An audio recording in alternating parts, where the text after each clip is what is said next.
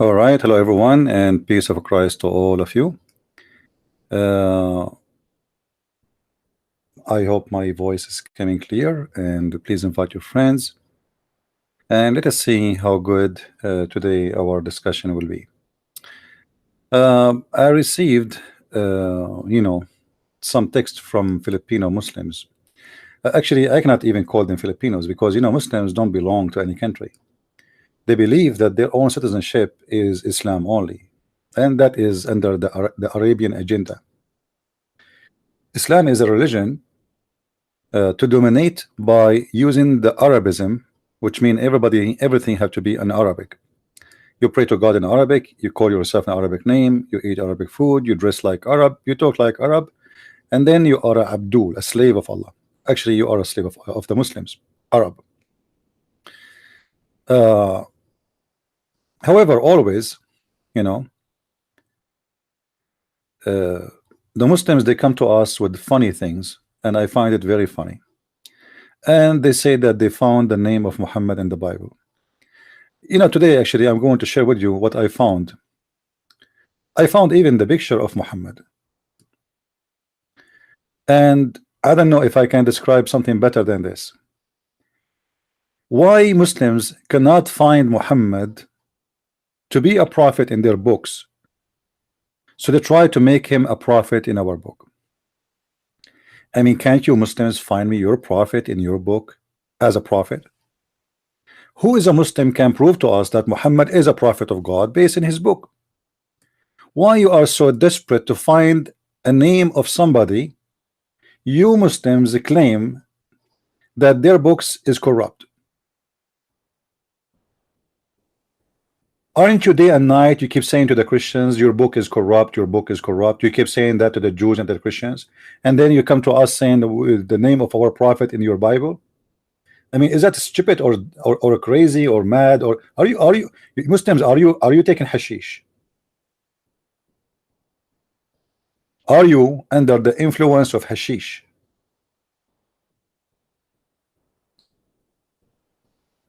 Those people, they keep saying to us your book is corrupt, your book is false.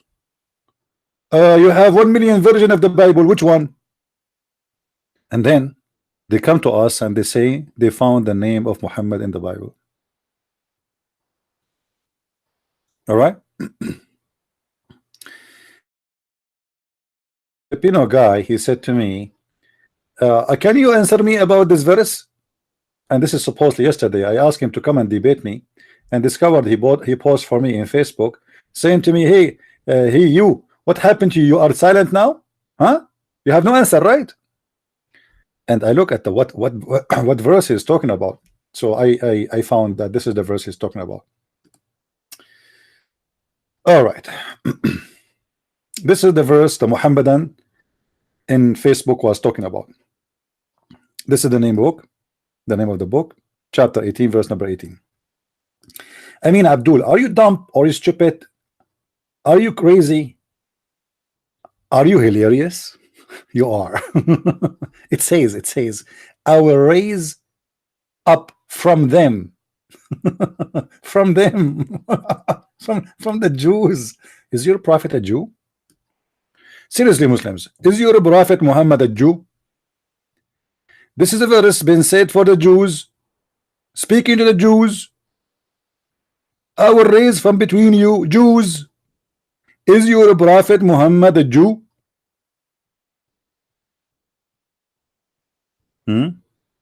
Is he? Is he? Come on, say it, please say it. I mean, it says one from them, and then a prophet like you from among their brothers. Are you Muslims or brothers? Are you Muslims? Is the Arab our brothers? You know, the funny, the Muslims even don't read their Quran, because even their stupid Quran says the following. Let us go to the Quran and laugh. Should we? I think we should, because things become more sensitive when we open the Quran for the Abdul. They cry, they fly. I just yesterday, I challenged many Abduls. I receive emails from people saying that there is Muslims, and they gave me their accounts and Facebook, etc., saying that those Muslims they are looking for a Christian to debate. So I said, okay, that's a great opportunity. Let us debate with them. So we contacted them. The Muslims, the Muhammadan, they said to me, we are looking, we are not looking ready for a debate. We are not going to debate with someone, he don't show his face. Oh, Lord have mercy. Muslim, do you want to see my face? You want to see my face, or you want to debate me? My face, huh? What if I show my face? You will not debate me anyway, I'm sure. Look what the Quran says about prophets. How Allah He sent the prophets, supposedly. This is a chapter. I mean, this website starts having advertising now. What is that? Chapter 14, verse number 4. Huh? Chapter 14, verse number 4. The one is talking is Allah. Muslims, this is not our book. This is your book. All right? You can choose any translation you wish. No problem. Let me zoom in. I mean, this is disgusting. And I don't know. This is why I'm receiving this advertising here in the banner. Should I stop using this browser? Maybe it's a browser issue. I keep closing it, it keep coming up. Anyway, we sent not a messenger except to teach in the language of his people, his own people. That, Abdul, that verse you are talking about from the Old Testament, speaking to the Jews. So in order for Muhammad to be a prophet for the Jews, he have to be from the Jews, and he speak the language of the Jews. And Allah in the Quran, in the time of Muhammad, he is saying, we never sent, never ever sent a messenger unless he is from the people, which means he was sent to a messenger from the nation to that nation, speaking the language of his own nation. Muhammad is not from the Jews. He don't speak the language of the Jews, and this is against the teaching of the Quran. So I'm not sure who is the stupid one who told you. I think the one who started this is Didat, because Didat, he spent his time trying to find the name of his prophet in the Bible, but he never read his Quran. You see, those people, they are memorizing. They don't understand even what they are memorizing. Isn't it saying clearly that I never ever sent? And this is a verse was given to Muhammad in the time of Muhammad, supposedly from his God by the delivery boy. His name is Jibril. Jibril come to Muhammad door. Hold on. Open the door. Hold on, Jibril. I'm just eating hummus. Open. It's very important. Come on, I'm eating hummus. Just wait. No, you cannot share hummus with everybody. Now, Muhammad opened the door, and Jibril, he said to him, we send not a messenger except to teach in language of his own people. Muhammad, he said, I speak Arabic, I swear by Allah, I'm speaking Arabic. He said, we heard you speaking to the Jews. Don't you know that Quran said speak to the Jews, not in their language, because you have to speak in your language, and you have to be from the Jews in order to preach to the Jews. I mean, all the story here in the hadith, or the Quran, which is a hadith, by the way, is contradicting the whole story and whole idea of Muslims saying that Muhammad is international messenger. How he is an international messenger, but yet the Quran says we never send a messenger unless he speak the language of his own people. Which means in order for Muhammad to be an international international messenger, he have to be a person who speak all languages in the world. Do we have any Muslim here disagree? Do we have any Muslim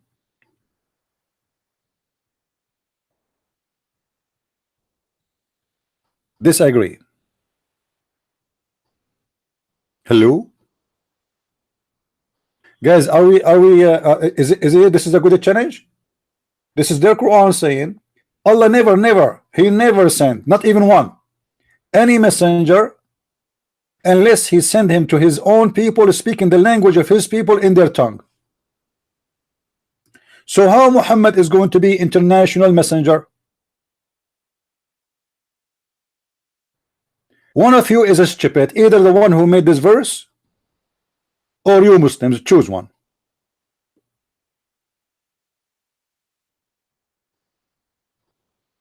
Anyone?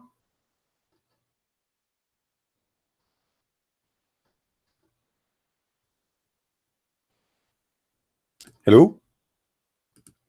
If there is any Muslim here would lean to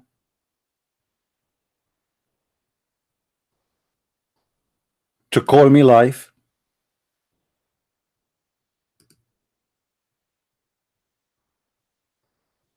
if there is any Muslim here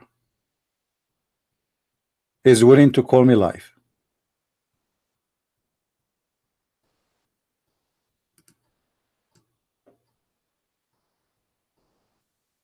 I'm trying to disable this advertising, it keep coming to browser. Any Abdul have an answer for this? So they have a big mouth speaking copy paste and no one have an idea what he's talking about. Now, you know, to be honest with you, I found a verse in the Bible about Muhammad. I have to admit, I mean, what I can do? What I can do? I found it. I mean, we Christians, we have to admit the truth. Let me show you the verse about Muhammad. This is a verse made specifically about Muhammad.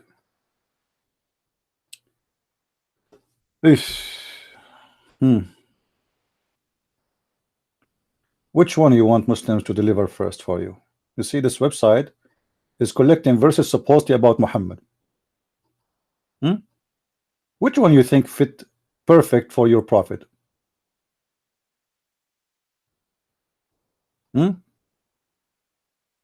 Which one? Muslims, who want to help me? Who is the Muslim is willing to help us to tell us which verse of those verses is about your prophet? I'm sure we have many Muslims there, right? You see here in 2 Peter chapter 2, but false prophets also arose among the people.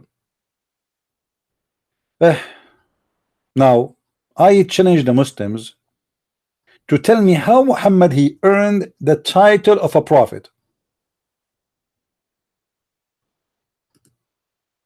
Any Muslim can do that.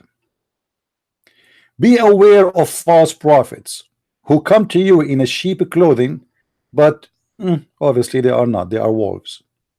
Now Muhammad in the beginning he was coming to us in a sheep clothing. This is why, if you remember, when a Bedouin he entered the mosque and he unzipped his panty, you know, and he's a Muslim. This Bedouin is a Muslim. You believe it? This Bedouin is a Muslim. He grabbed his private part and he start pissing in the mosque. Muhammad now he plays sheep. Very peaceful. He said, let him finish. Let him finish, the guy. Please finish your piss. Did you finish your piss, brother, sir? Do you need a towel or something? Do you need to wash your hand or something? And the guy was like pissing, and Muhammad had no problem. He is pissing inside the mosque, and Muhammad is not complaining. Okay, what happened? Why Muhammad at that time he did not get upset?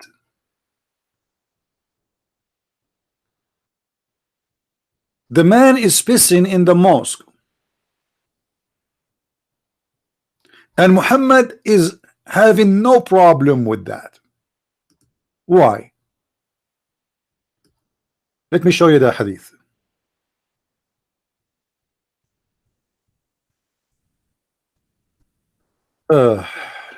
Lord have mercy.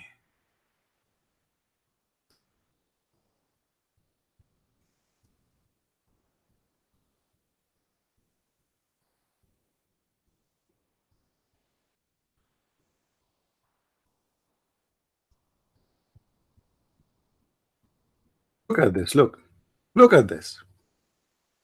Anas ibn Malik narrated that a desert Arab Bedouin stood in the corner of the mosque. This guy is a Muslim. He is a very beautiful, beloved Muslim, Muhammadan. But he liked to piss in the mosque. I mean, everybody have a hobby. Everybody in this earth, trust me, have a hobby. This guy, he have a hobby. He piss in the mosque. He save his pissing until he go to the mosque. But he's a Muslim. And the proof is a Muslim. He was sitting between the Muslims inside the mosque. Why somebody he is not a Muslim will be inside the mosque? You know what I mean? Obviously, he is a Muhammadan. It's very obvious. All right.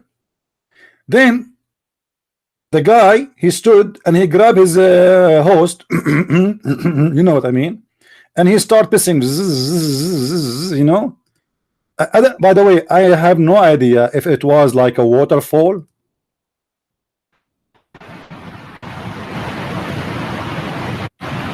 or it was like a cave water, like a drop by drop. I don't know how slow, how fast it is.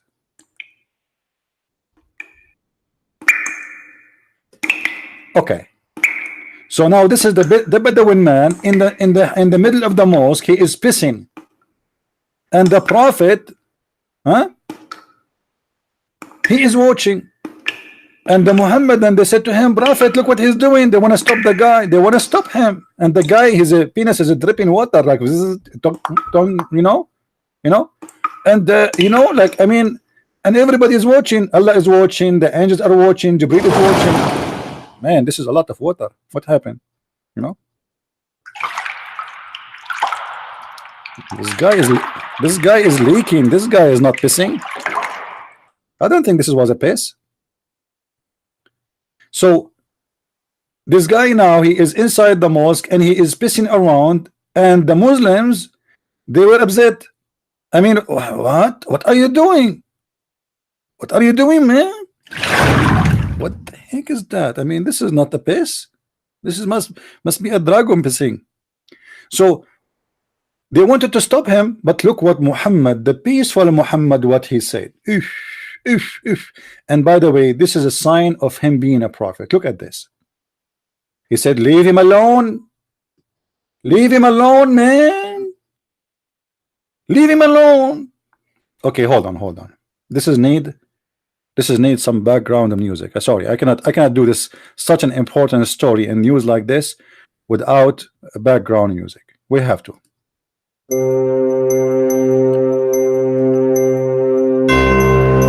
Once upon a time, there was a man, he need to go, and he was a Muslim inside the mosque, and the Prophet was there, and the Mujahideen was there, and the Caliphate of ISIS. The guy stood up and he grabbed his penis and he started sprinkling all over. The Muslim, hey, what the heck are you doing? The peaceful Prophet, peace upon him, said, leave him alone. Commercial break. If you are a person who is suffering from going to the bathroom every 5 minutes, we have a medication for you. It's called camel urine. Islamic camel urine can be found in every Islamic store.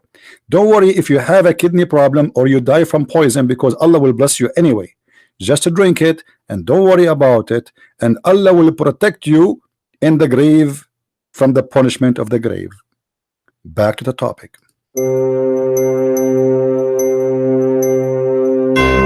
And the Prophet said to them, leave the guy alone.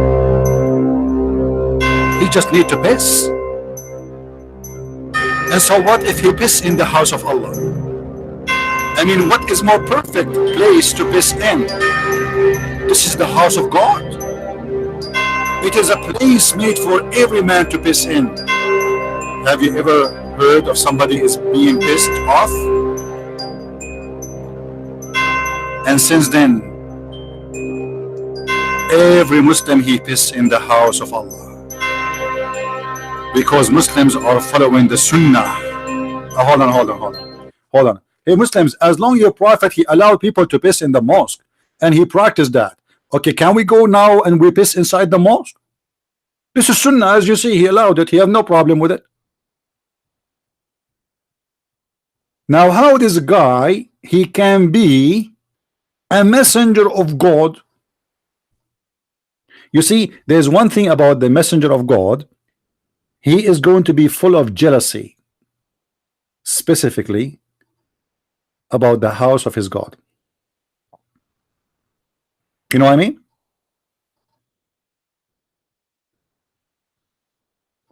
A messenger of God who allow people to grab their penis inside the mosque. Supposedly this is the house of God and God now is there, especially Muhammad is there. I mean, this is not any mosque. This is the mosque of the Prophet Muhammad, peace upon him. Imagine there is no way that Muhammad is inside that mosque and Allah is not there too, watching and drinking coffee. How come Muhammad did not get upset from somebody pissing in the house of God? Do you know, Muslims, what Jesus did when he saw people buying and sitting in the courtyard of the temple, not even inside the temple? Do you Muhammadan knows? Do you know? He flipped the tables. He kicked them out. He said, you made the house of my father a bazaar. So how come Jesus, who is very peaceful, who never harm anyone, when he saw them doing that in the house of God, he flipped their tables upside down? And you're a prophet who is a prophet of God supposedly, and he is very violent.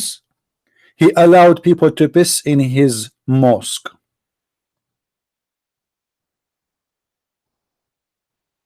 Do we have any Muhammadan have an answer?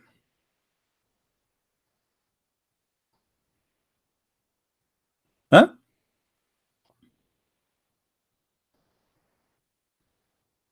Imagine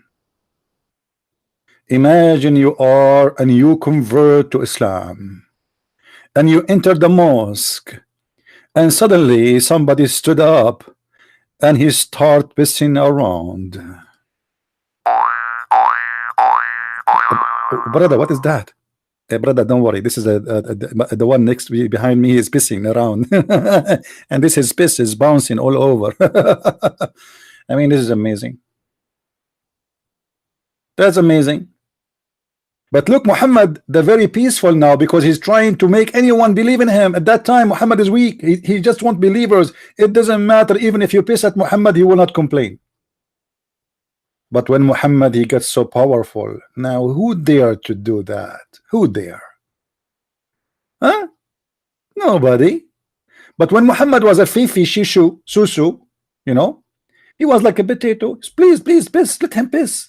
Please piss as much. Just believe in me and the prophet, okay? Piss as much as you want. Do you want to piss here? Because you piss there only. If you want to piss here, we can move. All right? Do you, brother? Do you like to piss in my place? Maybe you are not comfortable to piss in that corner of the mosque. If you like to piss in my corner, feel free. Because he is a hypocrite. There's no way a person who is jealous about his God, he will accept that one of his followers will grab his penis and start sprinkling inside the house of Allah, unless he himself he knew that he is a fake man.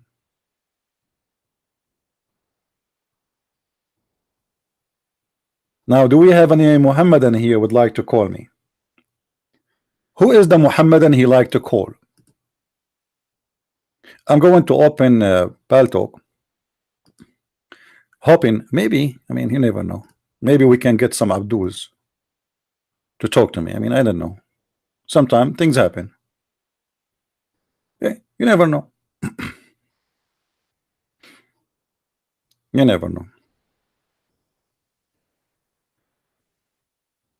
Do we have any Muslim here? Do we have any Muhammadan he would like to talk to us? So you Muslims, you keep saying to us you found the name of your prophet in our Bible, and you know, always I ask myself a very simple question: how come Muhammad he didn't know that his name is in our Bible? I mean, why Muhammad in the time he was speaking to the Jews, he didn't say to them, okay, book, open the book of Isaiah chapter etc. and read my name there? How come? Allah did not inspire him? Allah did not inspire your God? I mean your prophet, Aka Muhammad God? Your God, Allah, he did not learn that the name of Muhammad in the book of whatever until did that he come over to tell him? So what, your God was ignorant about the Old Testament? Hmm? Who is a Muslim would like to call me? My Skype is on. Just you do not need to add me, just you can call immediately. It is Debate TV. All right. And if there is, I just opened the chat room in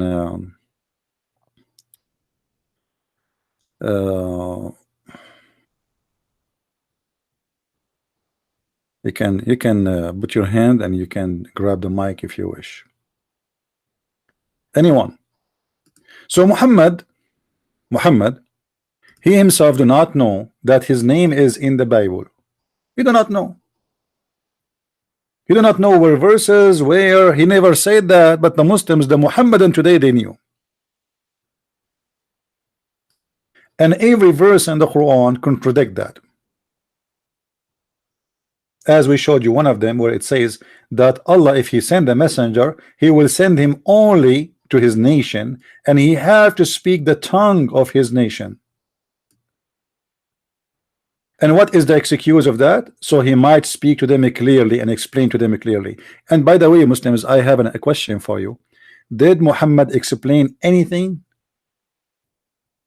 Which verse in the Quran your prophet he explained?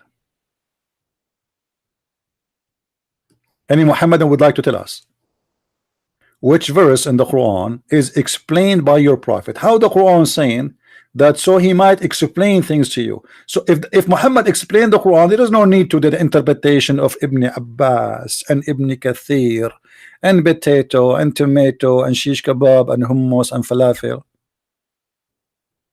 What is the interpretation of your prophet? What do you mean the Quran is saying to explain to them in a clear way? Explain what? Where is the interpretation of the Quran made by Muhammad? Huh? Any Muslim can tell me where we can find? Isn't it the Quran in chapter 3 verse number 7 says nobody knows what the Quran means save Allah? So what do you mean in a clear way?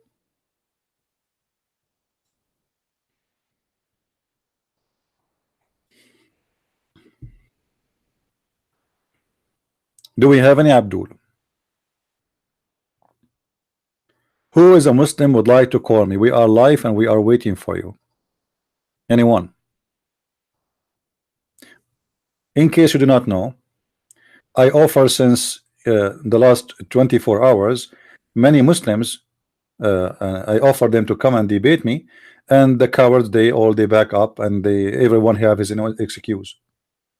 As an example, the guy, the Filipino who called himself Ustaz, he flagged my post in his Facebook and he deleted them. Which really, I mean, look what this guy he said to me. Look, I let me show you this one first. This guy, I sent him a message, but he will never answer back.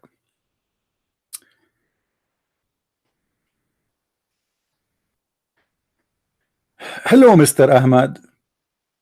Let me know if you think you can face a Christian Prince in live debate on YouTube and Skype. And then I gave you Skype, and you know, since then I never heard from him anything.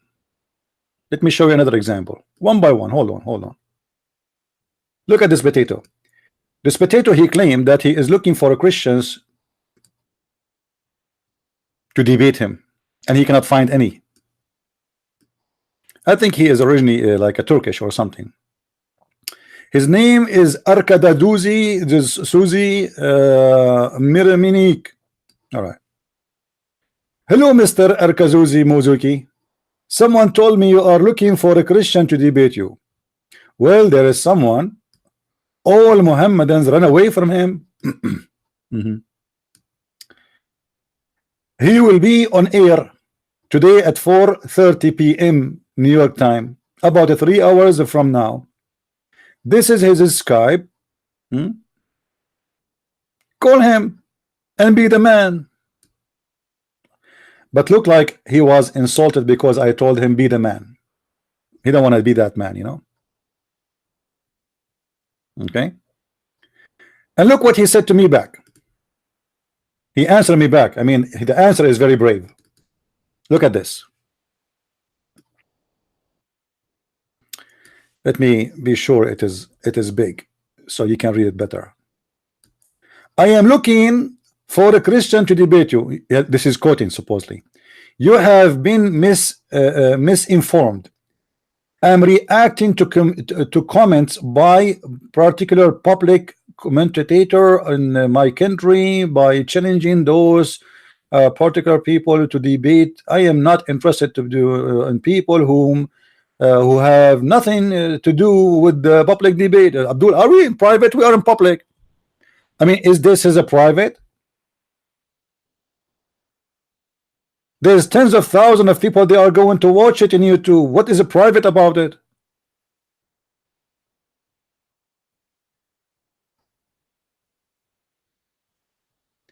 A brother from Germany, he told me that a Muslim is going to debate him, I think tomorrow. And I was saying to myself, I mean, why everybody he can find people to debate him except me?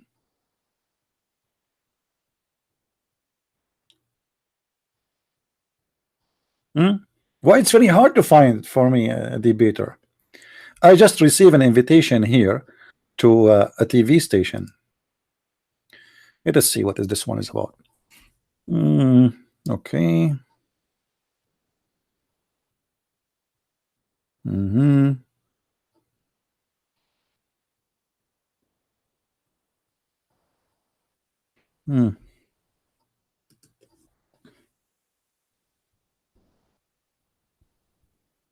All right. I will tell him I will.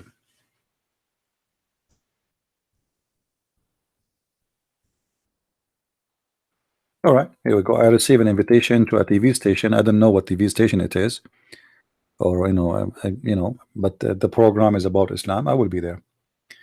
It's going to be in the month of May. Now, by the way, I'm leaving the state after a few days, but don't worry, be happy. You will receive videos from me even when I am not there. There's some videos are scheduled already to be broadcasted, and there's some videos I will make when I am in my trip.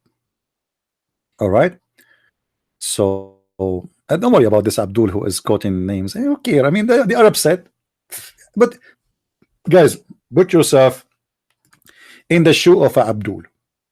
You have a prophet who claimed that if you go to heaven, you are going to eat like an elephant, but there's no piss will come out, only sperm.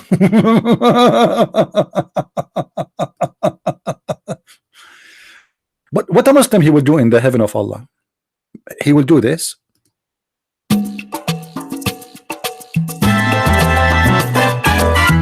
No, he will not dance. A Muslim in the heaven of Allah, he will not even hear music. All day long he will be sharpening his penis and taking it from a vagina and putting it in other vagina. Actually, I can't say every day, because if his orgasm is 70 years, I mean, what kind of a stupid heaven this heaven is? People doing nothing except having sex, and hello, this is heaven. I mean, this is hell. Imagine, guys, you enter a bedroom and then you find like 70, 80 women jumping over you, and all of them, they want to rape you. And I say, like, please, I am an Arab, I don't know, I have nothing to do with this. You know, please, and no way, Allah, He made us. Allah, He made us for this business. We are here just for raping you.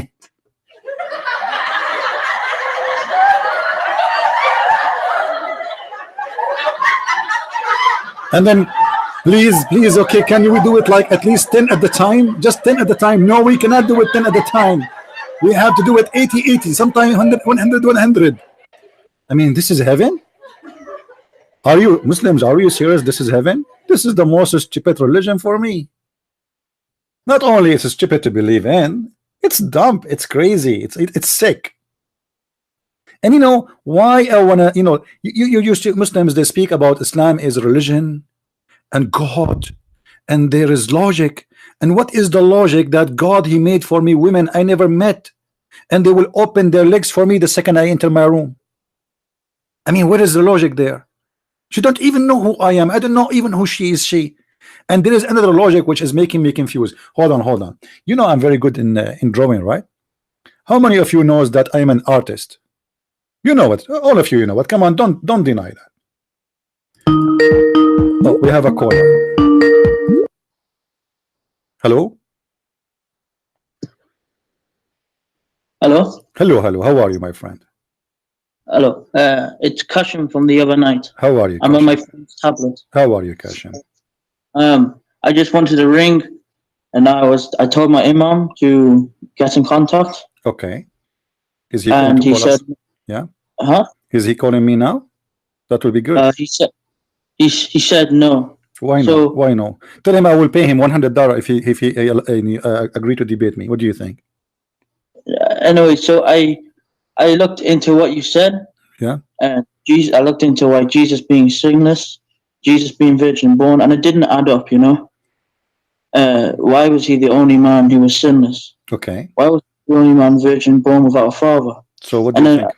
I used to debate on Facebook, who was a Christian, told me to read Isaiah 53 and Isaiah 9:6. And I don't know how to become a Christian, but I'm very convinced right now. All right. So you are serious about this, or you are just here to, you know, be an Abdul? Be honest with me. Are you serious? No, I'm very serious. Okay. So are you convinced first that Muhammad is a false prophet? Well, if you contradicted Jesus, then yes. Well, it's not about if. You see, here there's no if. Either you are convinced or you are not convinced. You know, someone can be sinless and someone not coming from a father. Yeah, well, there's a reason for Jesus is not coming from a man. You see, if you connect those two things together, like I am coming from a sexual relationship, you know, between my father and my mother, and you did the same, right? So no, Adam and Eve both are sinners, and even Muhammad, he said every son of an Adam is a sinner, but Jesus is not the son of Adam. Every son of an Adam, this Muhammad's statement, not mine. Every son of Adam, I can show you the hadith right now as we speak, in the front of your eyes. You know, that every son of an Adam is a sinner. Okay, that is a son of Adam. This is explain why Jesus is not the son of Adam. And now, if we ask the Muslims, actually, what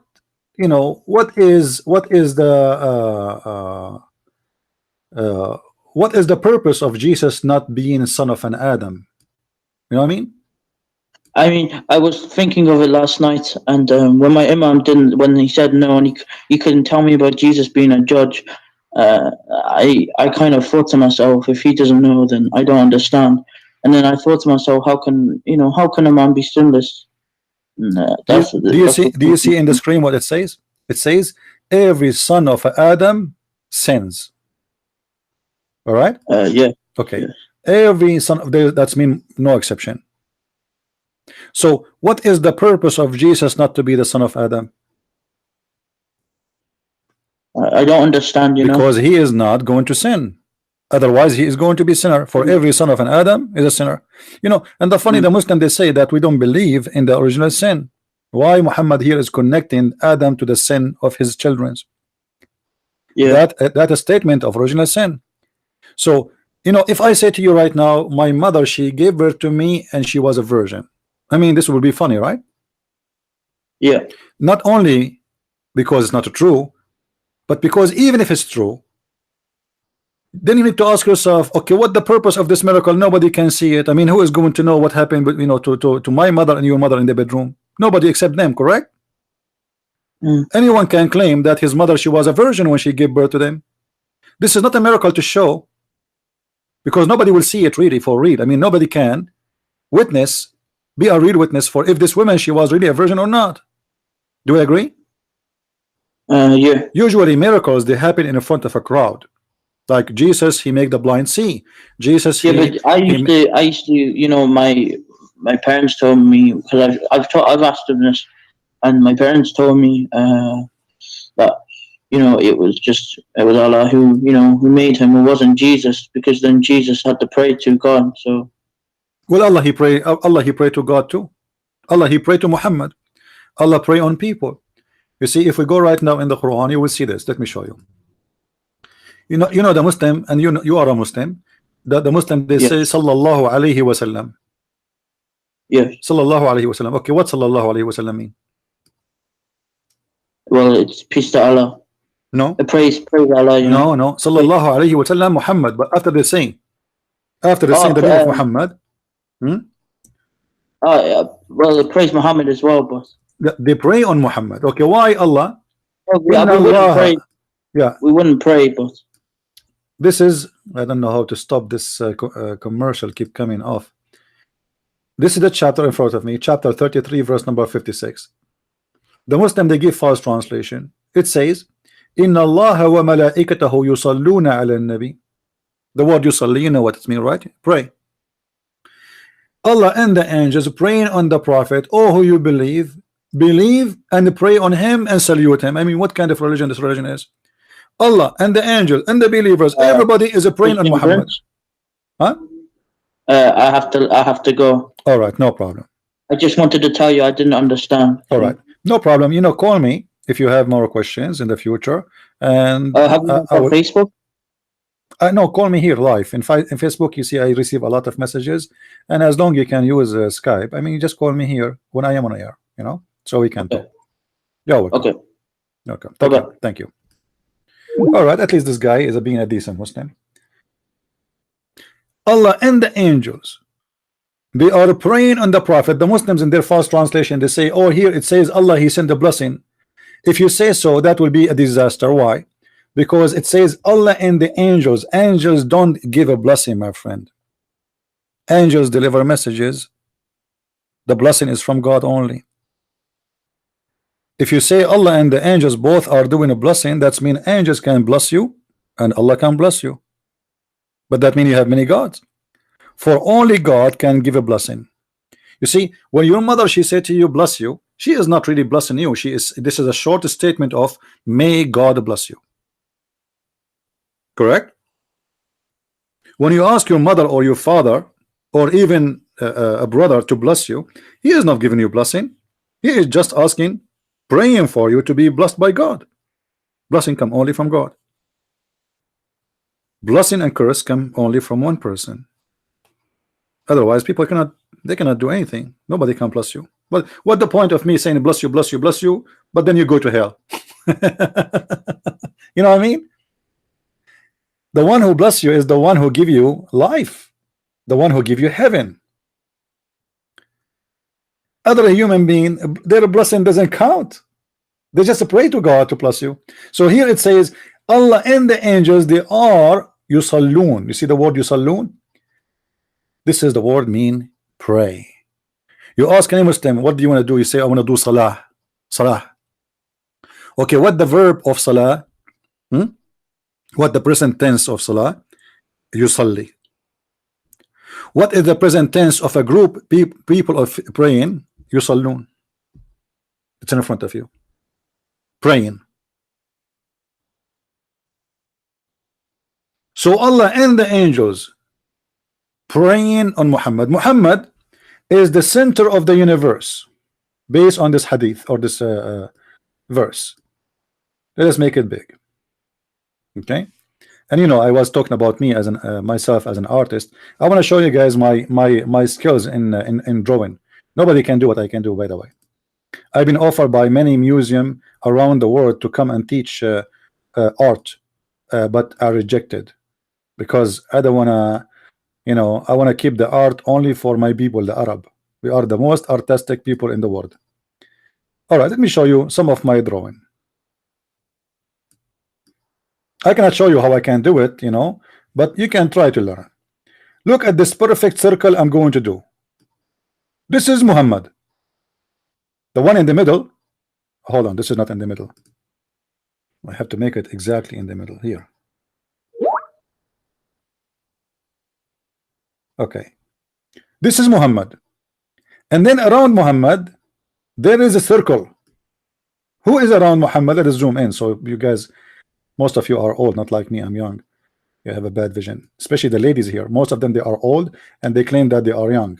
Come on, we know it. It's a makeup. Don't believe them. Okay, the only mature one was young is Aisha. The rest doesn't count.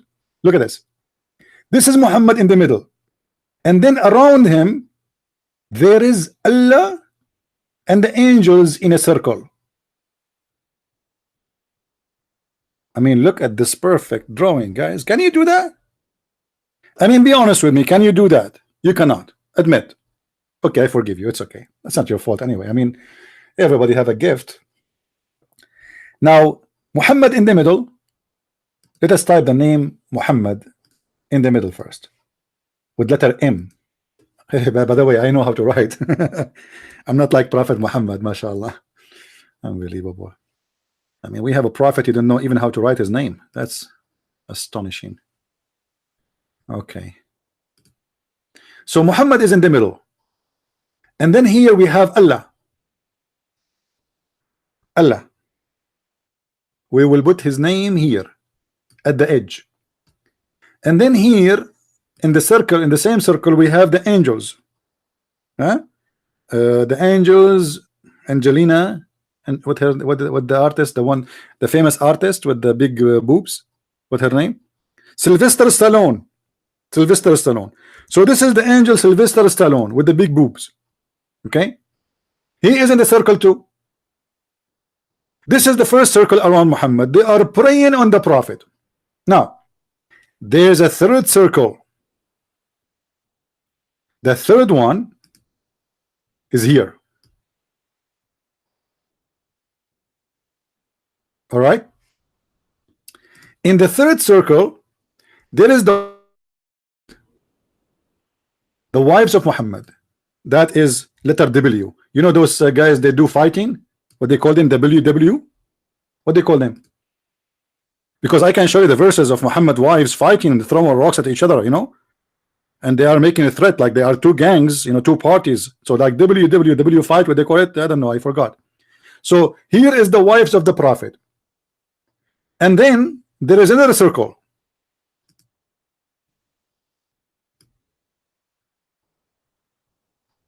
The last circle is the Abdul. The Abdul. Let me put some Abduls here.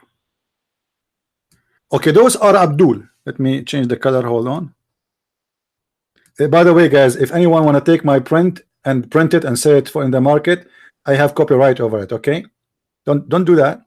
I know you can make a lot of money from my painting. I know it. Those are the Abdul. There is 1.4 billion Abdul. Like if you count the hair of a donkey, I think the hair of a donkey will be more than them. So let us say the hair of a rat. Those are Abdul around the world. All of them, they are doing one job. They are praying on the Prophet Muhammad. Look how many. Look.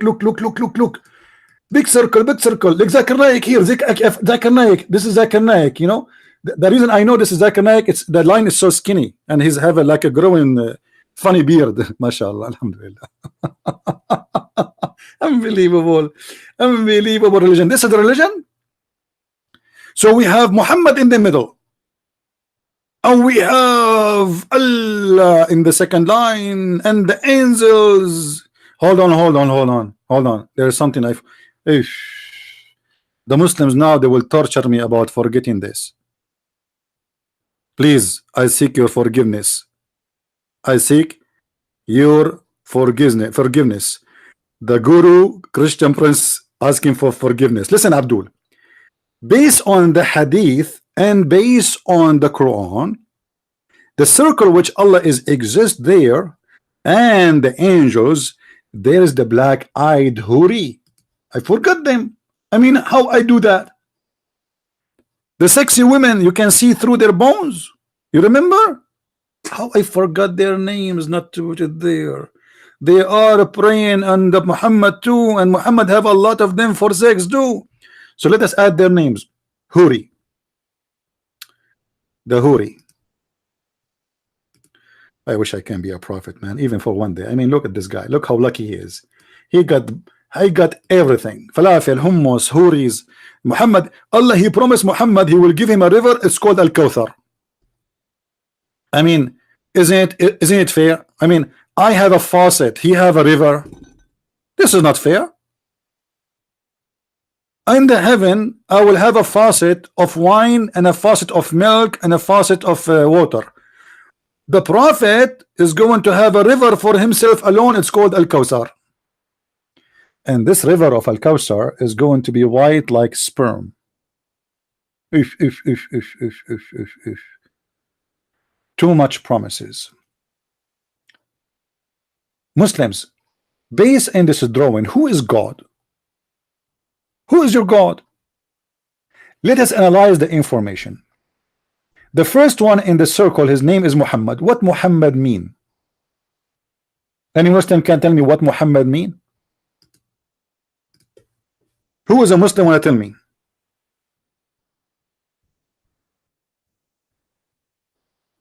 Huh? Is it true that Muhammad name mean the praised one? So if Muhammad is the praised one, who is the praised two?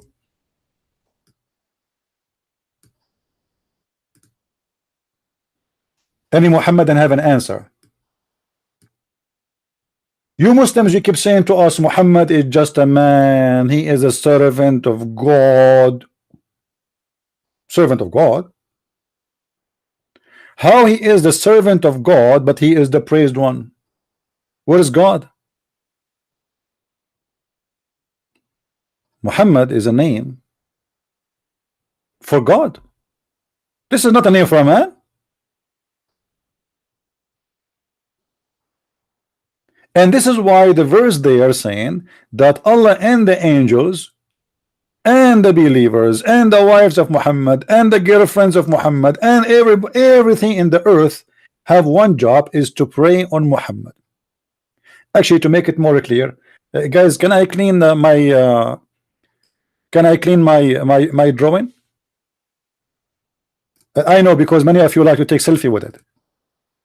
If you like to take selfie with it before I wipe it out, take selfie. I know, because each time I make a drawing, people they take selfie with it and go crazy. I mean, things, you know, I saw it in many stations in the news. Take selfie, especially if you are a Muslim. Take selfie with this. I mean, this is Quran. This is the analyzing of the Quran. Unbelievable. What kind of religion this religion is? Everybody is praying on Muhammad. Who is Muhammad? Allah does not have a job except Muhammad and praying on Muhammad. Yes, he don't have a job except that. Let me show you. Hold on. You guys do take a selfie?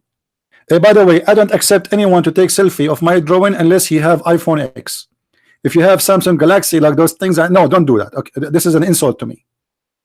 Okay, I am an Arab and we are very humble. I don't even friend people don't have iPhone 6. Sorry, I have to tell you, I am the same as the Prophet Muhammad, because we are humble. Allah gave me the Kawthar in the heaven. I mean, a Kawthar. How is Kawthar doing, by the way? I mean, Muhammad is so humble, man. Everything in the heaven is for him. Rivers, ocean of musk.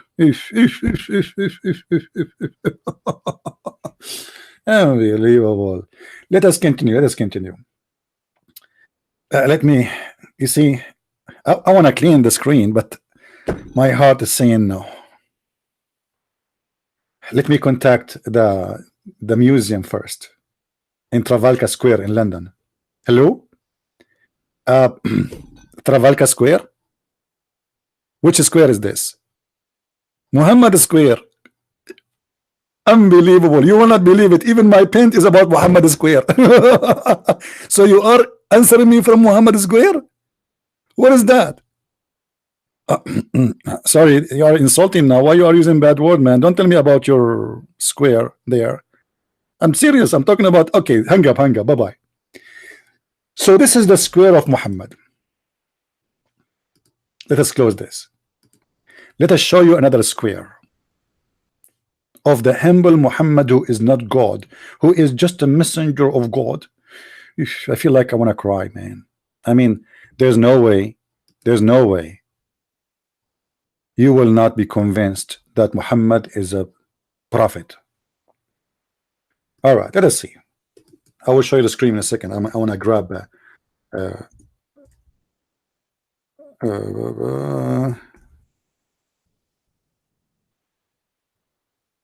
okay, here we go.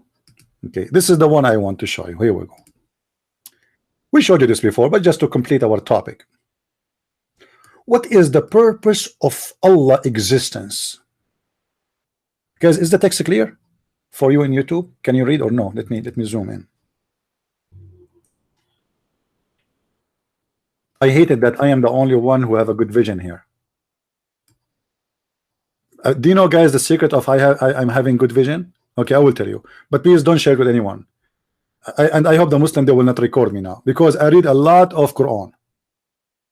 The more I read Quran, the more my vision gets stronger. True, this is true news. I'm not lying. All right, I cannot zoom in here. Look why we have to. This website is not. Let me change the browser. Hold on. You know, some website, when you zoom with the text and you make the pages smaller, it change. Let us see. Okay, let us use this one and see this one if that one will work. No, it's not going to work. Look like it is a problem in their website. But anyway, that will do the job. Read with me. Question. This is sunnah.org. This is a very Islamic website. This is not a Christian website. All right. Sunnah.org. There's nothing in this website is a Christian. Not even a single word. A Muslim, Muhammad and Abdul, asking, what do the respected ulama, which mean ulama is like scientists or scholars of the religion and Sharia, say about this hadith? Okay, what is the hadith? لولاك ما خلقت الأفلاك. لولاك ما خلقت الأفلاك. Okay. Which book is this hadith? Is the Prophet of Allah sallallahu alaihi wasallam is the reason for the creation or not? So the question is about what? Is about what the hadith saying. The hadith saying, if not you, I created nothing. Allah saying, if not you, Muhammad, nothing is created. Now this is the answer, and those are the scholars answering. Remember, this is an official Islamic website. The answer is, indeed, the Prophet of Allah sallallahu alaihi wasallam is the reason for the creation of Adam. This is the reason. The reason for the creation of Adam is Muhammad. I need a drink. Hold on. That's too much. And I was wondering why Adam and Eve was created. Why Adam and Eve was created. And I was not able to find the answer. But finally we found the reason for our existence. It is Muhammad. And not only that, my friend, I'm sure many of you is going to have tears, but not in your eyes, in your ears, because too much lies and your ears will sweat. And he's saying, is the reason for the creation of Adam. Oh, where does this thing go? Hold on. I don't know how the page flipped. Here we go. Okay. Alayhi salam, and the universe, the whole universe is created because of Muhammad. Guys, do you see how important the existence of Muhammad? Do you know why Trump is created? Trump is created for the sake of Muhammad. Because the whole universe, and Trump is one of the things in the universe. I mean, this is amazing, man. But yet the Muslim, they say to us that Muhammad is just a servant of Allah and he is here to serve Allah. So, but Allah saying don't agree. Allah don't agree. Allah saying that everything I made is just for the sake of Muhammad. Read when you read. Allah, if the prophet of Allah sallallahu alaihi wasallam, do you remember we said sallallahu alaihi wasallam, the one explained in circle? This is what we explain in the circle. The Muslim, they keep saying sallallahu alaihi wasallam. In the translation they say to you it means send the blessing on him. This is a lie. But because it's very embarrassing, they changed and they fabricate the translation. Sallallahu alayhi wasallam, and they cannot even say the name of Muhammad without adding this. I mean, how come we Christians, we believe that Jesus is God, but we don't say sallallahu alayhi wasallam? You know what I mean? We are the Christian who worship Jesus, but yet we call him by his name, Jesus. We don't add titles, and we don't add things in the front and things after. And why Muhammad is a servant of God, the humble man? The Muslim, they have to add long sentences. Have you ever seen a Muhammadan before he start his debate or conversation with anyone, he would say Allahumma salli ala Sayyidina Muhammad wa ala ashabi Sayyidina Muhammad wa ala jilani Sayyidina Muhammad. You have to speak for 15 minutes praising and worshiping Muhammad before he start the conversation, because Muhammad is God for the Abdul. Let us continue. It's saying if the prophet of Allah was not in existence, okay, then yeah, Arsh and Kursi and Lawh and Al-Kalam and the sky and the earth, they will not be exist. Hold on. Do you know what does that mean? If not Muhammad is exist, Allah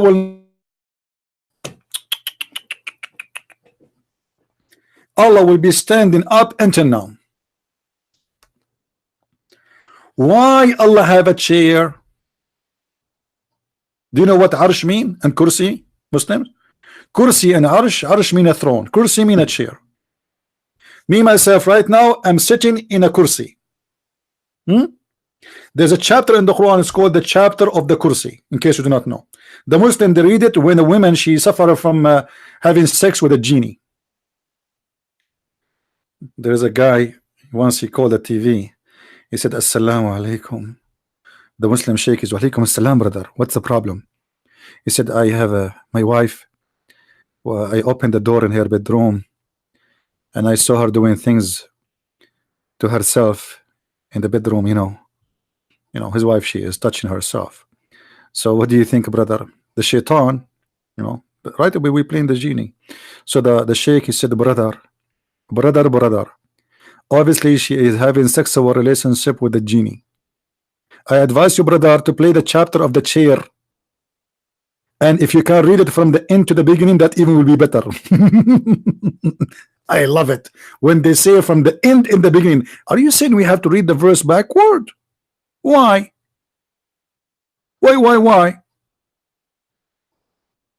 Any Abdul have an idea? Obviously the woman is horny and her husband is not doing his job. What this have to do with the genie? And the stupid Abdul, he opened the door, he see his wife touching herself, and he called the sheikh. No wonder she is horny alone. Guys, I saw my wife, she is doing herself. Hello, assalamu alaikum, my wife in the bedroom and she is doing something to herself. Okay, so what I should do, brother? Brother, you have to read the chapter of the chair.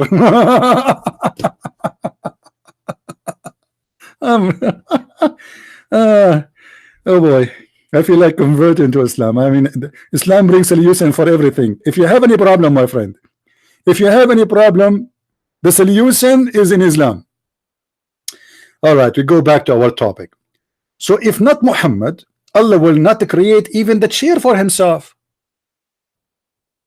He will be sitting in the platform in the street, or he will be standing in one leg. I mean, do you notice how serious this is? If not Muhammad, Allah himself have no chair. Muslims, why Allah will not have a chair if there's no Muhammad? Why? Any Muslim can tell us? Any Abdul? Hello? Hello, hello, hello بيروت من فضلك يا عيني تردددم أعطيني بيروت دخلك على الخط شوي. This is better than the Quran. Any song is better than the Quran. Any Abdul, he dare to call me right now?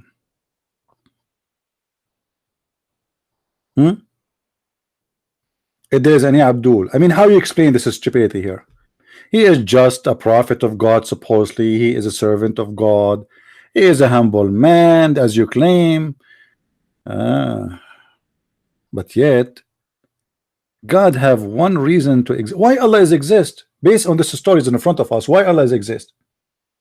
If not Muhammad, even Allah pen, the pen, al-qalam. You see the qalam? It says Allah pen is not exist. If not Muhammad, Allah do not need a pen. So Allah became educated because of Muhammad. If not Muhammad, Allah will not need a lawh. You know what lawh? This is one of the funny things about Islam. Muslims, they believe that their God, he have a book, but this book is not like pages, it's a board, big, and Allah, he put this board between the angel eyes. Anyone remember what the name of the angel? Who remember the name of this angel? Who remember him? By the way, if you are a Muslim and you are listening, please don't hesitate to call me. I will treat you nicely, trust me. We don't hate Muslims. We are here just to challenge Islam. We are not here. We don't hate you, my friend. If you are a Muslim, don't be shy, call me. Maybe you can answer me, maybe you can give me reasons we don't understand. Call. It's very easy. Just go in Skype, look for Debate TV, click call, and I will take you right away immediately. So if not Muhammad, Allah will not have a book, Allah will not have a pen, Allah will not have a board, and Allah will not have a chair, and there is no sky, there's no earth, there's no heaven, there's no hell.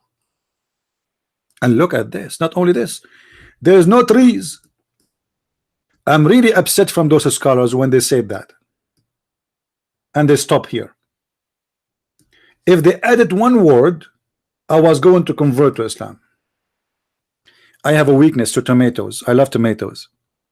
If they say in the answer, if not the Prophet Muhammad, there's no tomato, I will convert to Islam. But luckily me, they stop with the trees. That's amazing. So the reason for the trees to be exist is Muhammad.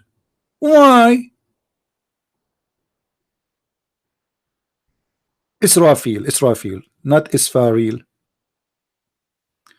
Your name there, the name Isfaril in English, remind me of my English sometime.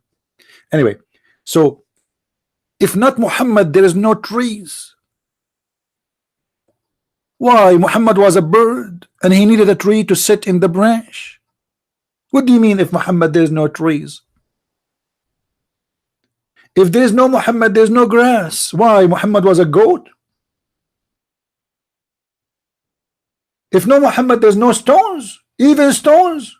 Look guys, do you see the word stones? Muhammad, he used to wipe his ass with the 3 stones. Now I know what the stones are made for. Allah, he said to himself, I created this guy, and now he need to wipe his ass, so we need to create stones. Makes sense?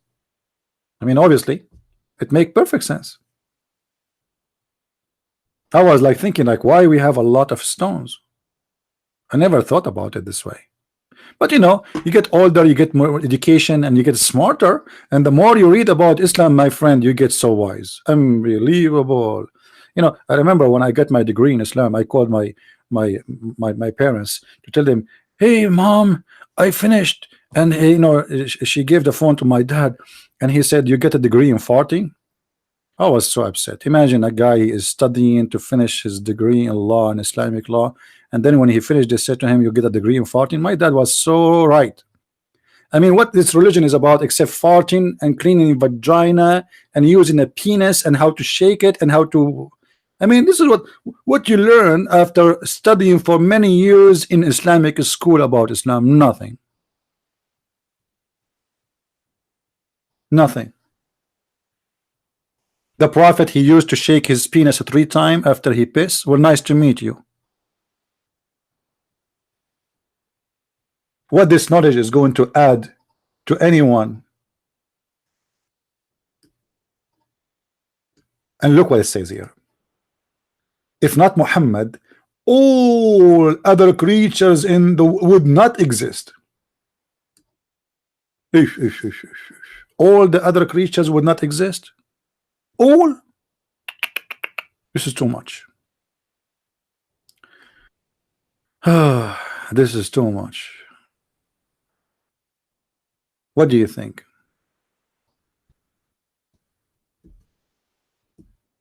Any Abdul?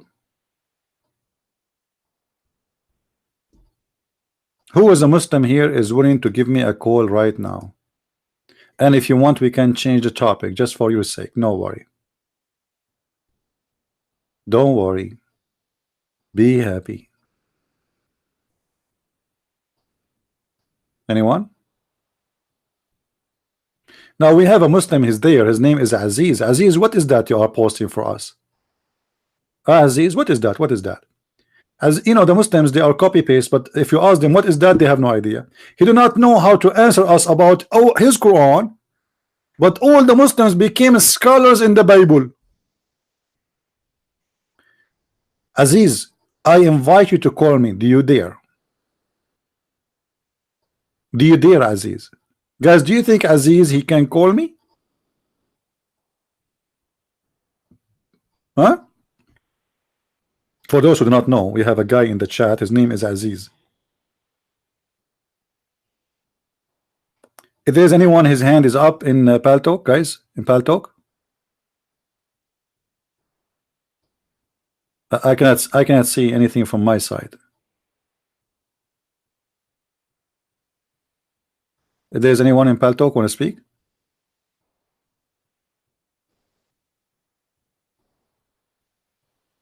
No one. All right, that's fine.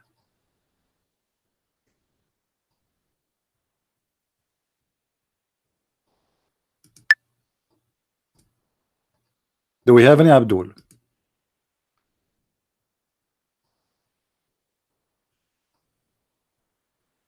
Who is a brave Abdul? He have the courage and the knowledge to tell us why Allah created the whole universe for the sake of Muhammad. Actually, you know, look what Aisha she said about this topic. We will not change the topic, but it's the same.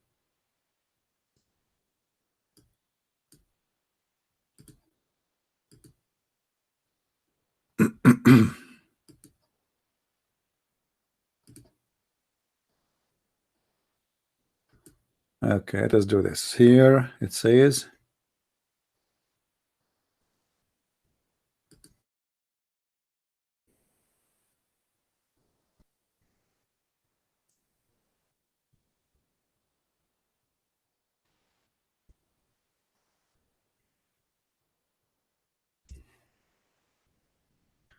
guys, this is exactly the same thing we are saying. This is Aisha. Muhammad, he made verses in the Quran, as you know, speaking about God. He said to him that any Muslim woman, believer Muslim woman, she want to open her legs to the Prophet, peace upon him, so he can have fun with his penis between her legs, excuse my language, she is welcome to do so.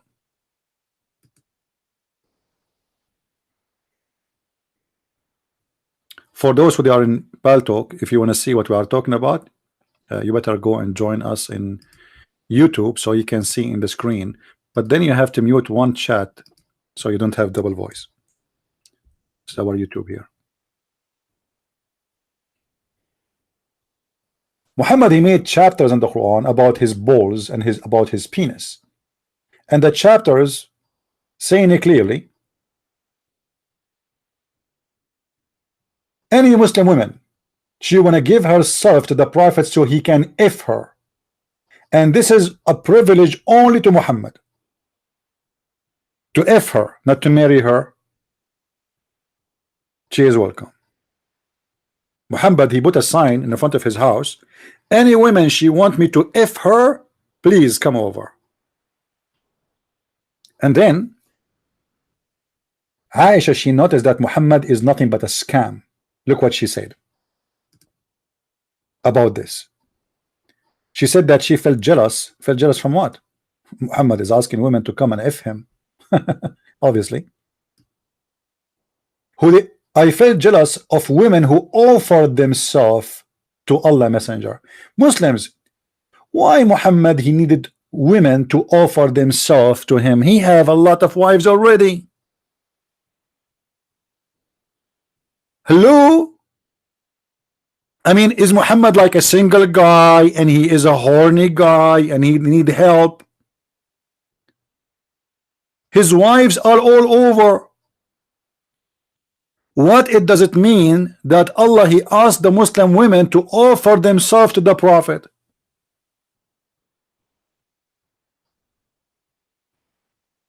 Any Muslim can answer? Don't block the Muslims as long they are not using bad language. It's okay. Let them text. Aziz is a poor guy. Let him. Yeah, Aziz. Welcome, Aziz. Aziz is upset. What you can say? I mean, put yourself in his panty. His prophet is leaking. His prophet is horny. His prophet making chapters about his balls and his testicles. What you can do? I mean, put yourself in his. Imagine you have a nose like his, full of boogers. He take off one booger, then they come out. Even his prophet, he was scratching the boogers from the walls of the Kaaba. I can show you the hadith. Okay, who's a Muslim who will challenge me about that? That the Prophet of Allah used to scratch the boogers from the wall of the Kaaba. Boogers everywhere. Unbelievable. So Aisha, she was jealous about such a prophet who asking women to offer themselves to him. I mean, guys, imagine somebody claiming to be a prophet and then he says, hey, any women she wanna have sex with me? But this guy, he have a lot of wives, including children wives, Aisha herself. Why you need more women? One vagina is not enough, two vagina is not enough, three vagina is not enough. You have 13 vagina plus all the slaves, women you have. Why you need more? 13 vagina in the house of Muhammad. And excuse my language for saying that, because this is the truth. Muhammad is not marrying.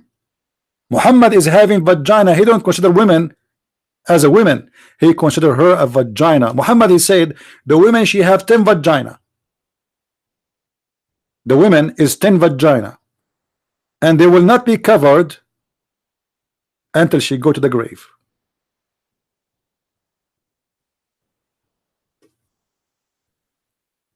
And look what Aisha, she said to Muhammad. Inni ara rabbuka yusari'u ila hawaka ya Muhammad. It seemed to me that your Lord has to satisfy your desire, Muhammad.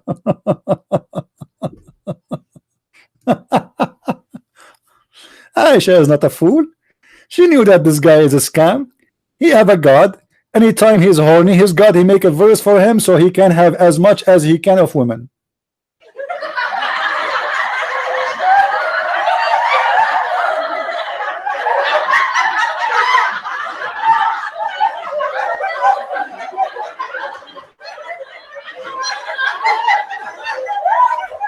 Any Abdul?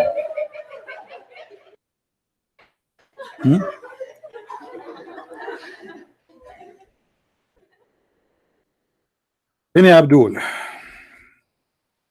How you can explain to us, Abdul, this? That Aisha, she said to Muhammad, that your God, he rush right away for your sexual desire. Any Muslim? The one is talking there is Aisha.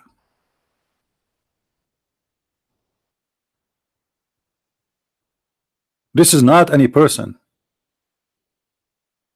Aisha, she noticed that Muhammad, he is a scam, and he used God for the sake of his sexual desire.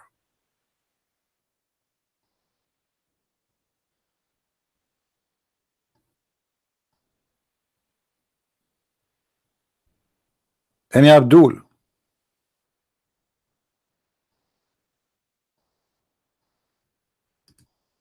anyone?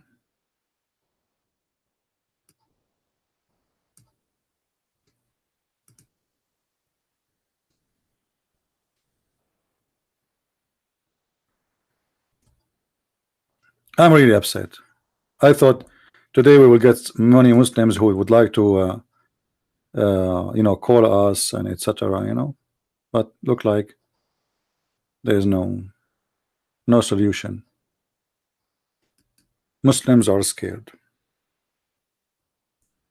They are scared. They knew that they have a false prophet,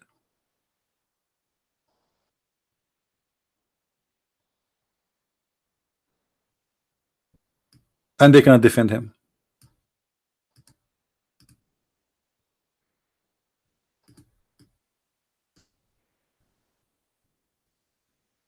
Any Abdul?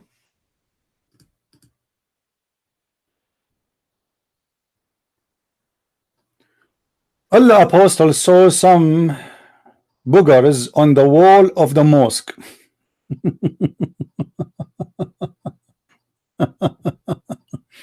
No comment.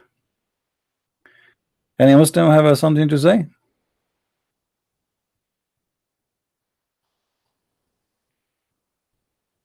We showed you already, Muhammad. Muslims are pissing inside the mosque. So what a big deal about the boogers? And he have no problem with it.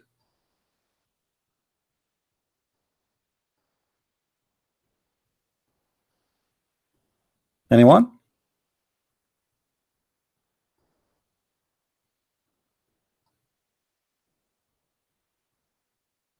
Who is a brave Abdul would like to call?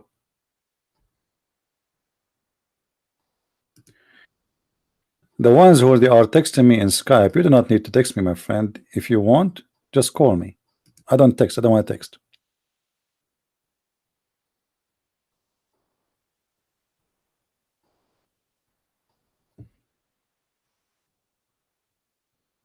And don't tell me, are you interested to debate someone from here or there? Let him call me. I'm always ready.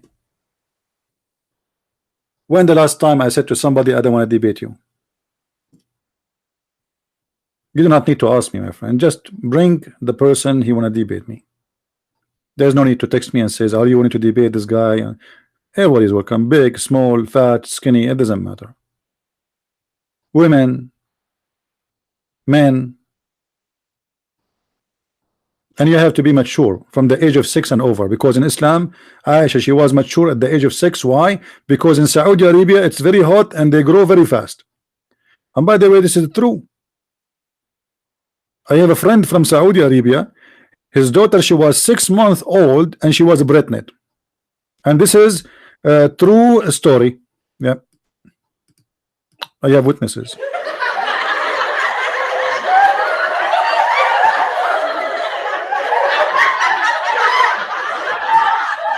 What the name Ahmad mean? It's the same. Ahmad and Muhammad is the same. The difference is Muhammad is the praised one. Ahmad is the one who you like. You are thankful for, like, you know, like when you are thankful to God. Like, you know, when the Muslim he says, I thank Allah, he said Ahmadullah. Have you ever heard a Muslim saying that? Ahmadullah? That's Ahmad. I thank Allah. You know, I'm grateful to Allah. So Muhammad is the one people are grateful to. He's God, same as Muhammad. Muhammad mean the praised one. Why people they praise him? Because they are grateful to him.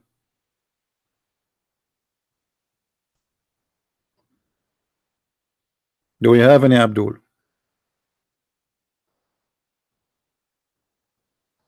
I know. I thought today I'm going to receive a phone call from a Muslim and he will make most of you convert to Islam, but look like it's not happening.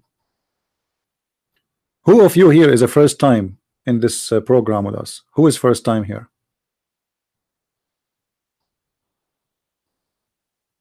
Who is first time? Anyone is first time? All of you are second time? Unbelievable.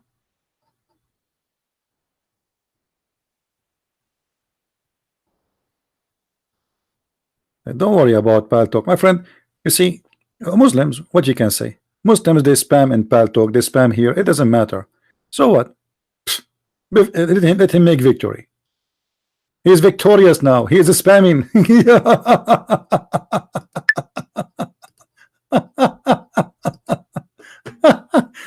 I mean, those people are really stupid and dumb, brother. I did spam a chat room of the Christian.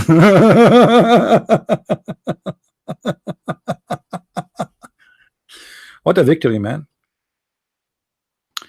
Claudia, you are first time here. Claudia, I have a bad news for you.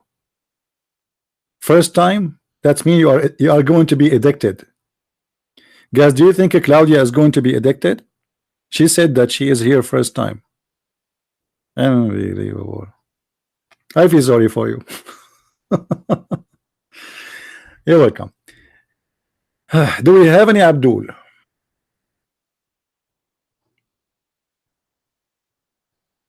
Any Abdul?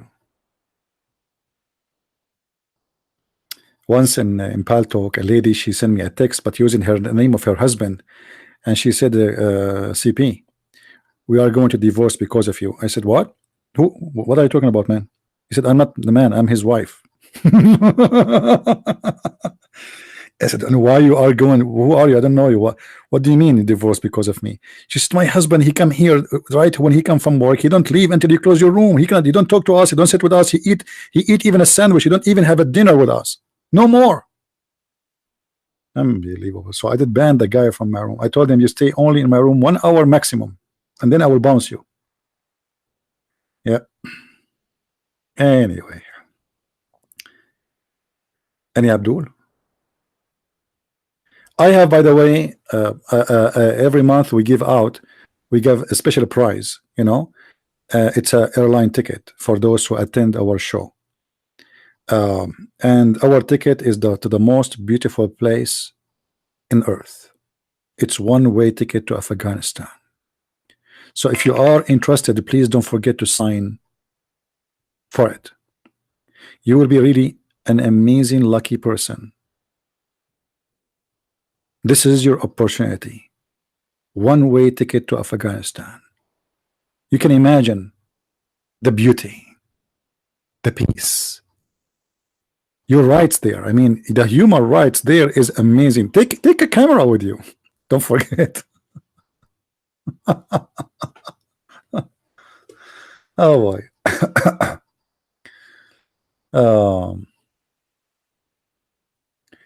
But you said Muhammad is not the same with Ahmed or Muhammadian. I'm not sure what you mean. Ahmed is a name. Is the root of it is coming from Muhammad. Both of them, they have almost the same meaning. But Muhammad is the noun of it, the praised one. Ahmad, usually it's coming as usually it should not be a name. Actually, it's like you say I am grateful. Okay, so Muslims, Muhammad, he called himself Ahmad, for he believed that he is the praised one, and he is the one which people are grateful for. All right, so both of them, they are coming from the same name, but there is a little different.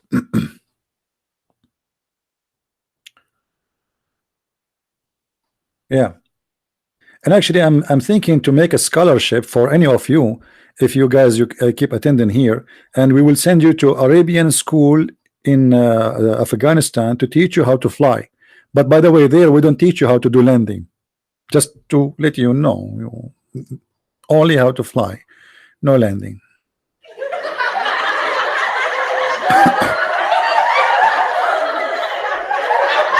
I mean, why you need to do landing anyway?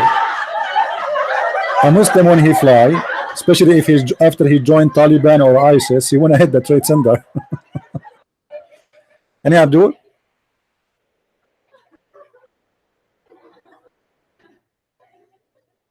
Name not Muhammadian. I don't understand. You call me if you have a question. Any Abdul? Are we out of Abdul today?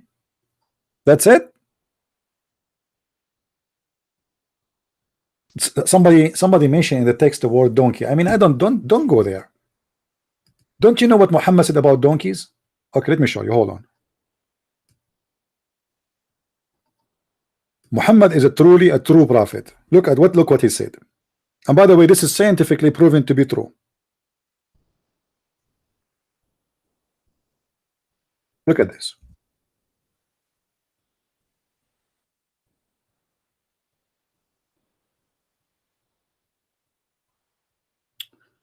Look at this, guys. I mean, amazing. This hadith narrated by Abu Huraira, it says that the Prophet said, actually, this is not the whole hadith. Let me find the whole hadith. Hold on. Where is the whole hadith?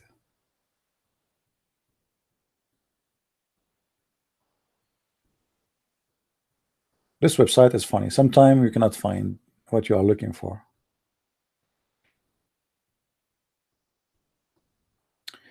Anyway, Muhammad, he is saying here that aren't you afraid that if you raise your head before the Imam, he finishes a prayer, Allah, he will make his face the face of a donkey? So what Muhammad is claiming here, that if a person who raises his head before the Imam finish the prayer, you see there's a Muslims, they have a guy who is in the front. This is, they call him the Imam, the leader of the prayer. So if you raise your head when you bend over and your ass like is up, you know, so if you raise your head before him, then you are in trouble. Hello? Hello. Yes. Hello. Hello. I hear you, Can my you friend. hear me? Yeah. Actually, CP, I just wanted to ask a question. Sure. What is the question? If I'm not, I'm just confirming. In the Quran, it is said that before crucifying Jesus, Jews did say that we killed Jesus, Messiah, the son of Mary, right? Yes. Something like this. I'm not sure. Yes. Okay, so I want to ask this question to Muslims. As we all know, how respectful Jews are regarding to their Messiah. Even today, we can see that Jews are waiting for their Messiah. So why would Jews would even think about killing their Messiah? So this is a very very important question for both Christians and Muslims, and also including Jews. All right. Well, this is a good question. The question for those who did not understand, he is asking, why the Jews, they want to kill the Messiah? Any Muslim have an answer? No. Right? No. Okay, say Actually, again. I want to ask. In Quran, it is said that Jews said that we killed Jesus the Messiah. Yes. I want to ask, as we all know that Jews are very serious regarding this matter. I mean, regarding the Messiah, right? So why would they even want to kill the Messiah? You know, they would they will praise the Messiah, not kill them, right? But in Quran, it is said that Jews killed Messiah. I mean, it doesn't make any sense. Even if today you ask any Jews that what will you do if today Messiah comes, then most of them will agree that they will bow down and respect and all that.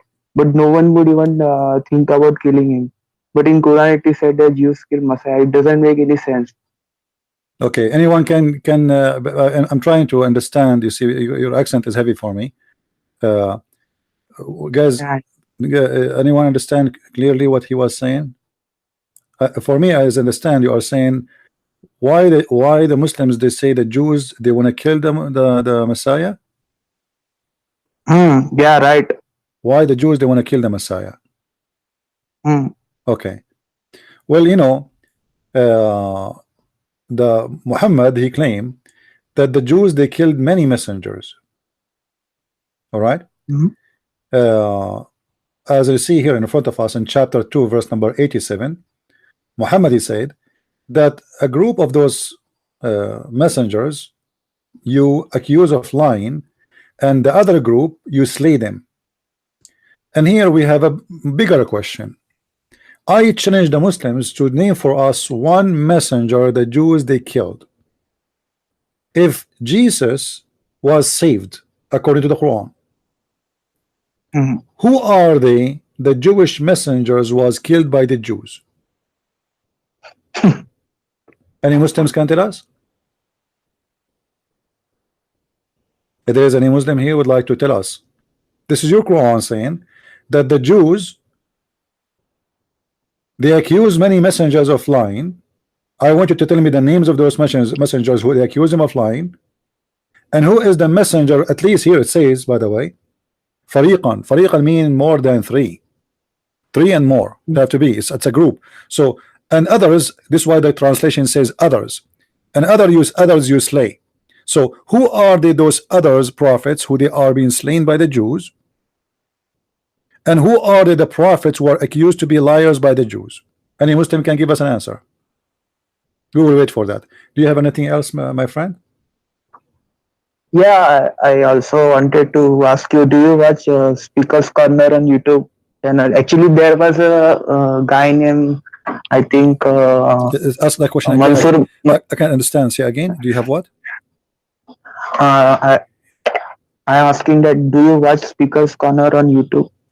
I mean, there is lots of debate going on. You mean We know speech Speaker's corner? No, Corner. I don't like it really, No, no, because you know, there's no reference. People, they just shout. I mean, it's a waste of time for me. You know, for us, we do a live like real debate here. I show the reference. Muslim can read it right away. There's no need for shouting. It's about who is his voice is louder. That's all. There's no real debate. No, actually, I wanted to ask you this because there was some Muslim guy. I don't remember his name exactly, but he said on his YouTube that this Christian prince guy is lying. He doesn't know Arabic. He's just memorizing the verse and all. I memorized the verse. All right. Okay. Well, he can. Why he don't call me? Why you don't ask him then? Okay, call him and ask him and give him and post for him a sentence to read it for you, not something he memorized. Make one. He can make one for me in the screen and he can show it to me. He can post it in the text and I will read it right away. I mean, this is the most stupid. I thought you would have known about this video because it was quite famous. I think there was 15 to 20,000 views on that video. I don't know which one. If you find it, you can send it to me so we can laugh. Yeah, sure. I will send it. All right. Thank you, my friend. Thank you. Anything else? No. All right. Take care. God bless. Yeah. God bless. You know, if a Muslim he says a Christian prince is not lying, it's means there's something wrong here. A Muslim, he have a duty. I mean, how he can escape the stupidity of Islam? He will call me liar. What you will do? But can they debate me? Okay, here we go. I am live on air. Who wanna call me? I don't speak Arabic. Let us see. I am the one who don't speak Arabic. I grew up in the Middle East. I am born in the Middle East. I am an Arab and I don't speak Arabic. So who is the one who speak Arabic? Zach and I? But the sitter didn't ask a question. Why the Prophet he used to take his penis 3 times? How do you know? I am a doctor. And it's proven by science that if a male person he take his male member 4 times, it might be break, especially if it's made in Arabia. Thank you very much. And this is, by the way, proven by the scientist from Japan. His name Yama Idulai Yama. Thank you.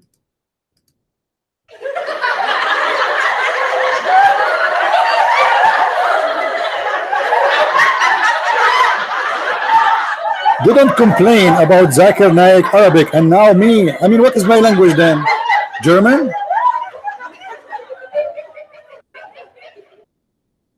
You see, if you guys, if you speak Arabic, you can go and watch my debate with the highest mullah in USA for the Shia. You remember the debate? Go and see how broken his Arabic is and how perfect my Arabic is. Go and watch it if you speak Arabic. I was speaking the classical Arabic, perfect one, and he was speaking the street language because he cannot perform speaking the correct Arabic. Now, do you have any Abdul? Even your God Allah don't know how to speak Arabic. What would be the word Arabic for God? Rabb. No. L is not, you see, this is not Arabic, my friend. Don't mix things up. There is words which have nothing to do. Arabic, first of all, is not even a language. Arabic is a collection of languages. Let us do this. If you go in the Quran to try to find where is the Arabic, you will not find it. This is not Arabic.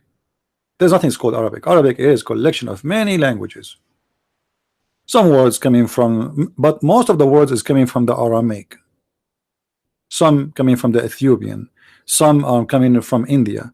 As an example, there's a lot of reference about the Sanskrit name of the Kaaba and the Sanskrit name of Mecca. And as an example, the word hur, this is not in Arabic. The word qalam, the word Quran itself, the name of the Muslim book is not Arabic. But let me show you. There's endless numbers of words can be used for God. However, in Arabic, there's things you cannot do unless you are speaking about God or somebody is unique. As an example, if we add al in the front of a name, that will make that name a title. And any name of the names of the God of Islam, you will notice that they start with the al. Now al is coming from the Aramaic language, which is al, which mean God. Okay, I'm using my mouse here, so forgive me for the bad writing. Al is a word meaning God. This is why in the Old Testament you will see too, as an example, there's some names they appear like as an example in the New Hebrew, it says Emmanuel, God is with us. What is the word God? Is El. The word El is, this is the New Hebrew. The old Hebrew, the ancient Hebrew, it was Al, and Al is the same thing is used in the Aramaic. All right, so Al, it is any God. It is just a word. The pagan can use it, the Christian can use it, the Muslims can use it. It's just a generic word for God. All right, now the name of the God of Islam is Al-Lah.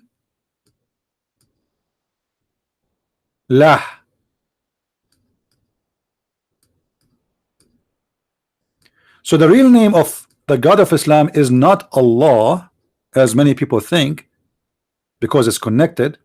It is Al-Lah. Al mean God. Lah is the real name of the God of Islam. This is why if we go to chapter 1 verse number 2 in the Quran, it says Alhamdulillah Rabbul Alamin. Alhamdulillah. You remember we're talking about Muhammad, about Ahmad.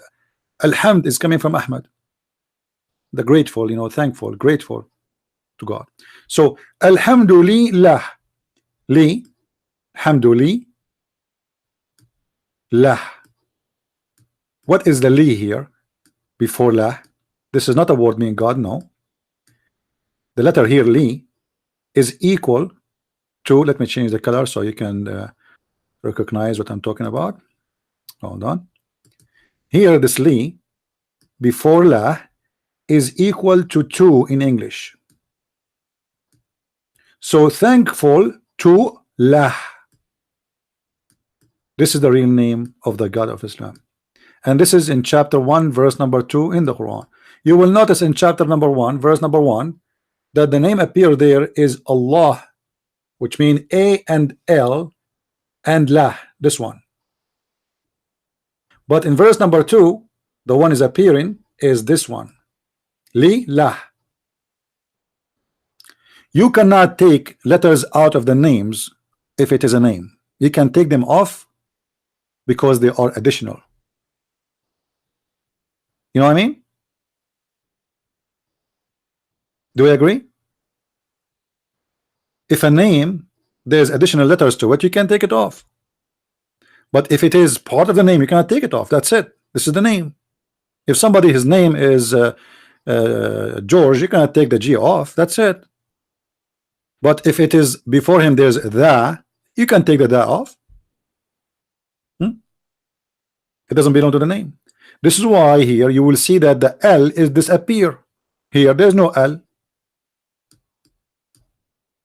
It's not here in the front of this name. But this is the same name, the same God, supposedly. So why it's removed? Because simply it's not part of the name anyway. And if you go right now and search what lah mean, you will see that lah is the moon god. You see, the Muslim, they will say to you that the Quran says don't worship the moon. Who said that the Muslims worship the moon? The moon god is the moon god, not the moon.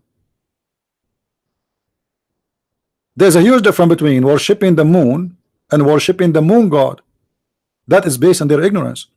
This is why you will see, if you remember the chapter was speaking about the chapter of An-Najm. The chapter of An-Najm. Let us go there.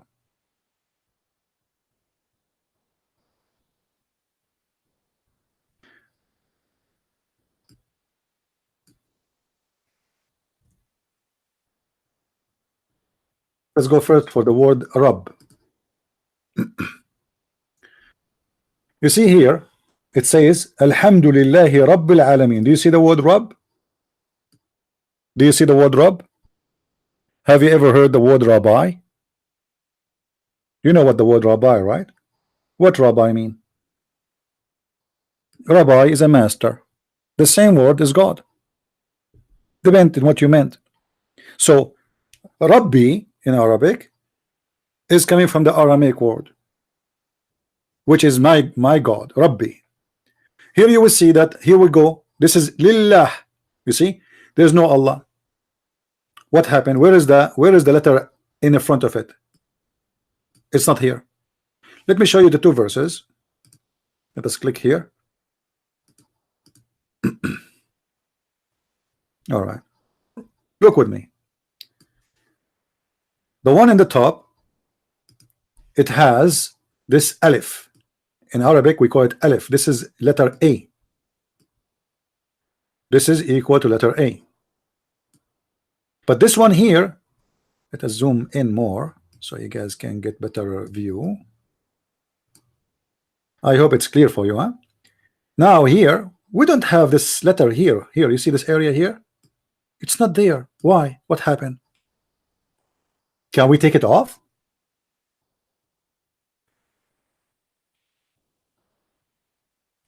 You know what I mean? It's gone. What happened to this letter? Where is gone? If it is part of the name, we cannot take it off. But the reason it's taken off because it's not part of the name. It is something additional. So what is left here? Li lah. Li in Arabic mean to. So alhamdu, grateful to lah. So what is the God name?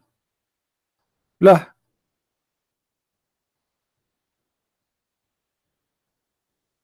I mean, I'm showing you the Quran in front of your eyes. I'm not adding things. All right. That is the true name of the God of Islam. As simple as that.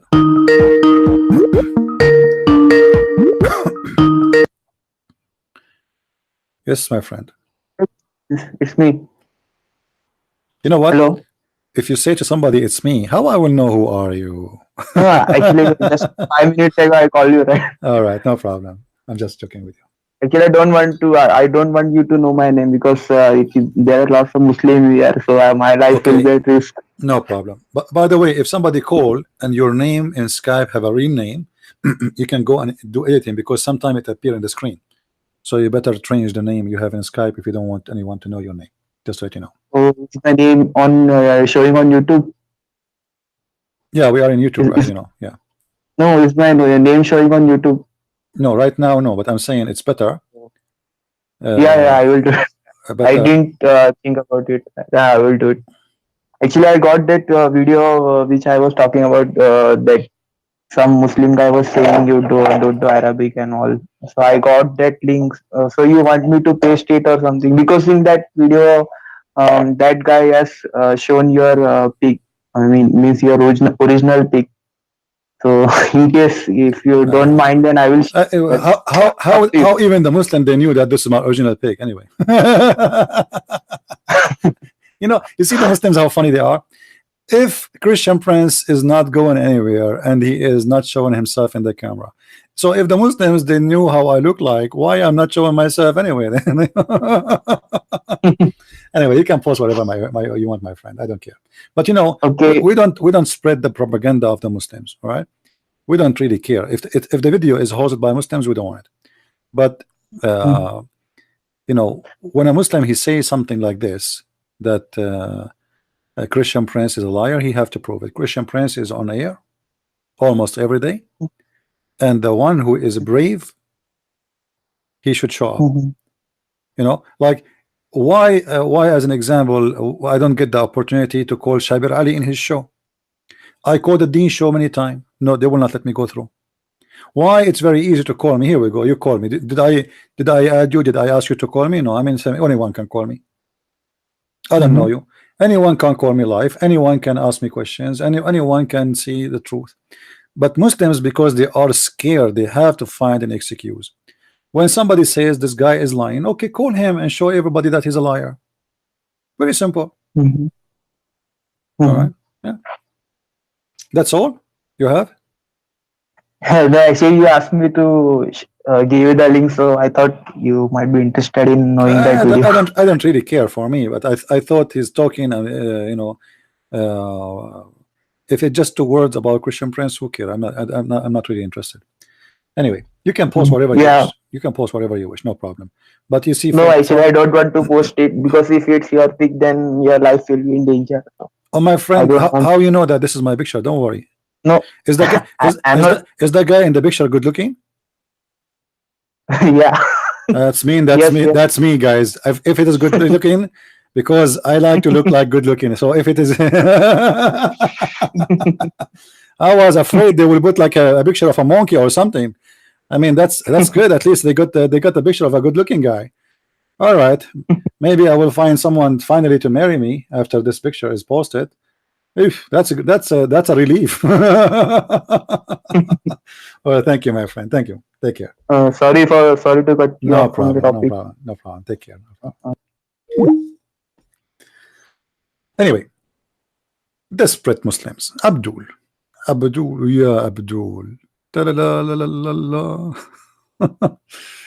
Now, who is a Muslim here? Honestly, he have the courage and the knowledge to correct us in anything I said. Who wanna do it? If there is any Muslim, he think he can do it? Who of you have a question you would like to call me? Not necessarily a Muslim. I mean, obviously the Muslims are scared. Anyone?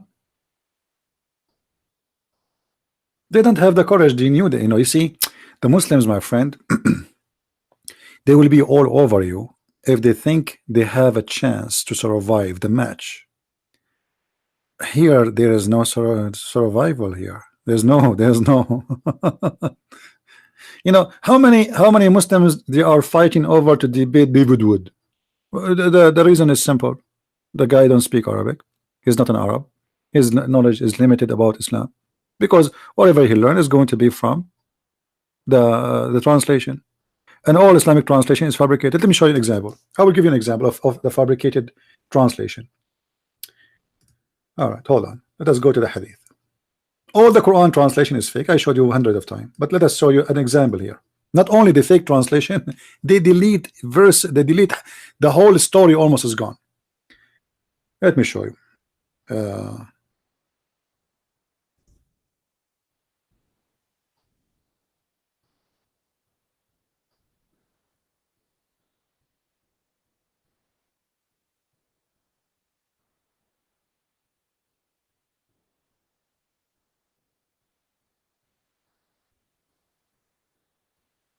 Here we go.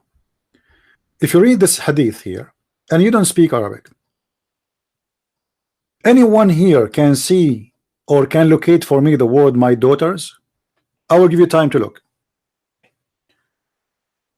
Can you find the word my daughters? Anyone can locate the word there? Anywhere in the hadith, Aisha, she said, Muhammad, he asked her about the dolls. She have dolls. He said to her, what is this? Anyone see there? It says she is saying those are my daughters. No. Look with me in Arabic. Look. And let us read together. فهبت ريح فكشفت ناحية الستر عن بنات لعائشة لعب فقال ما هذا يا عائشة؟ قالت بناتي. All of this is gone.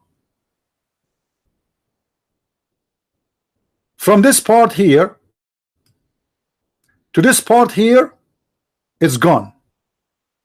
It's not in English. Nowhere it can be found. Why they took it off?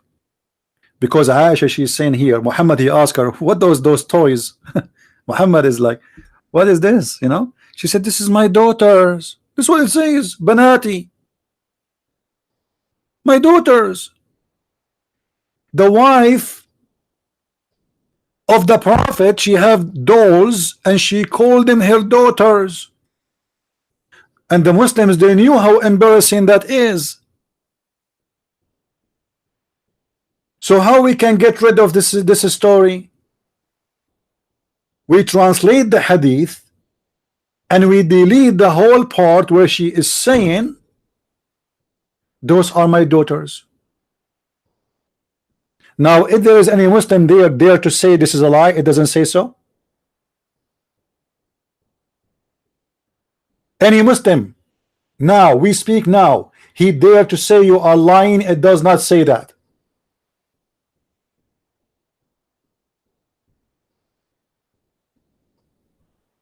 No one. So who is the liar?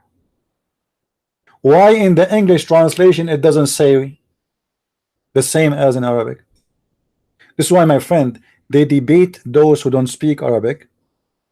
And me, not only I speak Arabic, I mean, this is one of my advantage. I speak Arabic, and speaking Arabic is the key to find the secrets of this cult. I spend my life studying. But if you are a person who don't speak Arabic, they knew that your knowledge is limited based on their translation. And the Muslim translation is meant to defend Islam, not to translate. You can go right now to any verse in the Quran, and I challenge any Muslim to show me one verse is translated in accurate way. Just one. Not even one verse has a correct translation.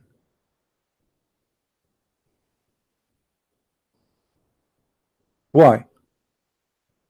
Actually, even Muslims don't accept the Islamic translation by themselves. Do you know why? The Islamic translation is meant to convert people, to fool people, not to translate.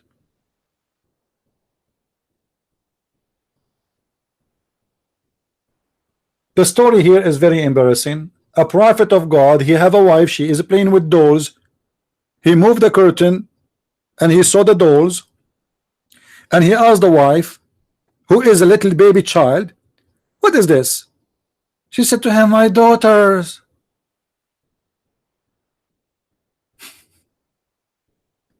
This is why it is totally deleted. It cannot be found anywhere in the translation. Now, maybe some of you can help me if we can find different translation. Let me show you the hadith number. So maybe some of you can go and look for it. And this is a Sahih hadith. You see? Sunan Abi Dawood, hadith number 4932. Do you see it? And this is the link. See if you can find in different website the correct translation. Maybe we get lucky.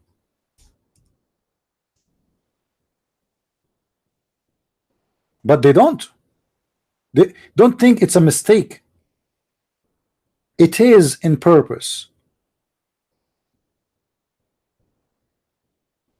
Muslims, they will not be mistaken playing games with the words of their prophet. This is God for them. But in order, it's halal as long they are doing it in order to protect the Islam, the religion.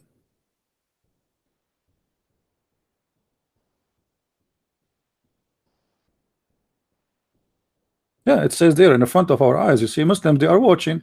Any Muslim who speak Arabic, he can. If I challenge you, if you are a big scholar or a small scholar, I don't care. This is what it says. She have daughters for her. All right.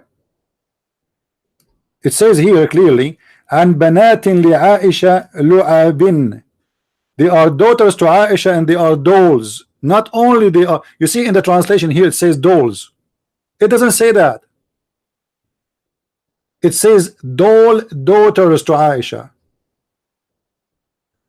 When the curtain moved, they saw behind the curtain daughters as dolls belong to Aisha.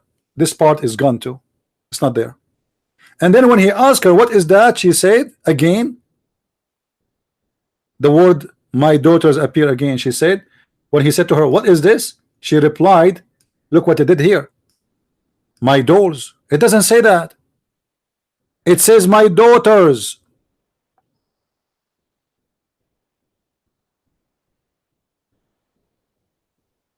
The wife of the prophet consider her dolls her daughters. Can you tell how young she is?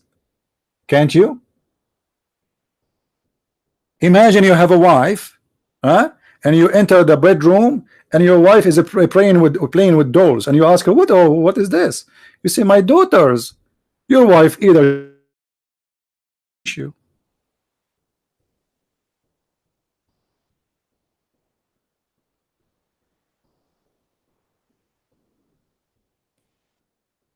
Do we have any brave Abdul?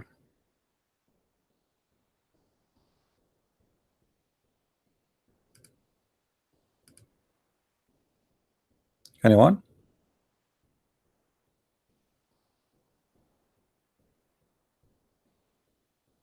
It is complete 7 versions of the Quran supposedly. 7 ahraf. When we say 7 ahraf, we are talking about 7 books. All right.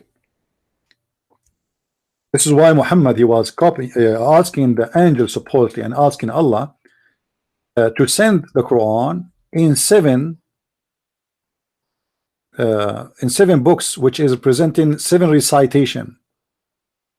Now, remember, Muhammad was living in Quraysh, and Quraysh tribe is so small, it's so tiny. I mean, why you need 7? What 7 dialect?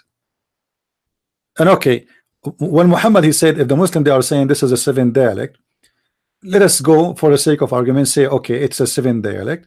So the people, they will not understand the Quran, and those are Arab, pure Arab. They will not understand the Quran if it came in the language of Quraysh or the dialect of Quraysh. If we go and see the recitation, we will find the words are different. It's not the same. Even verses sometimes are missing. However, look what the hadith says. Jibreel came to Muhammad and said to him, Allah has commanded you to recite to your people the Quran in 1 dialect. This is a translation. It doesn't say that. It says in 1 harf. 1 harf would mean 1 recitation. There is a different recitation. The reason Muhammad, he came with this, because Muhammad, he cannot repeat the same verse twice correctly. So he have to cover his ass Why yesterday you said something? Especially I'm talking about a book. You see, if I tell you what happened with me yesterday, I can say it in different way, and it doesn't hurt. But when I am saying that God gave me word by word something, and then second day I give you the story again, but the words are changing. You know what I mean? It's mean you are lying. Because Muhammad is claiming that every word there is coming from Allah as he gave it. So now how he can explain that what he said yesterday in the front of this group about this thing or this verse is not the same he said the second day about different group about the same verse. So he have to say, oh, you know what, Allah, he gave me the Quran in 7 letters. So now Muhammad is explaining why.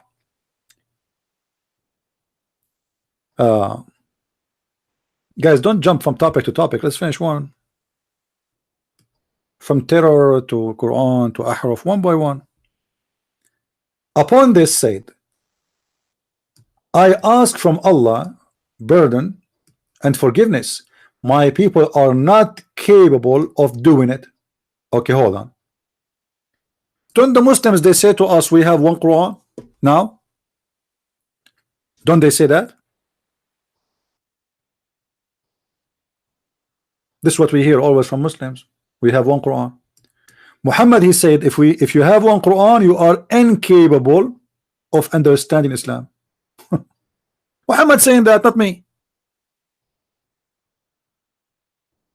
It is Muhammad who's saying that. It's in front of your eyes, and this is the Muslim translation. So what is the reason Muhammad is asking for? Because one Quran is not enough. His people are stupid and they are dumb, and they will not understand the Quran if it is coming in one version. So we need more. Then Jibreel, he came with a second delivery. He gave him second Quran.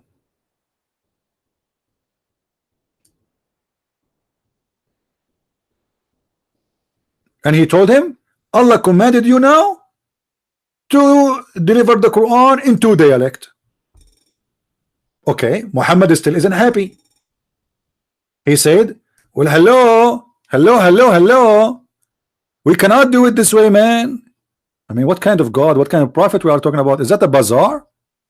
It's like a bazaar in the Middle East. You go there, you tell them what is the price of this shirt, they say it to you $50. After 2 minutes talking to them, it's going to be 25. 3 minutes more, it is $10. Ask for more discount, is going to be $1. This is God.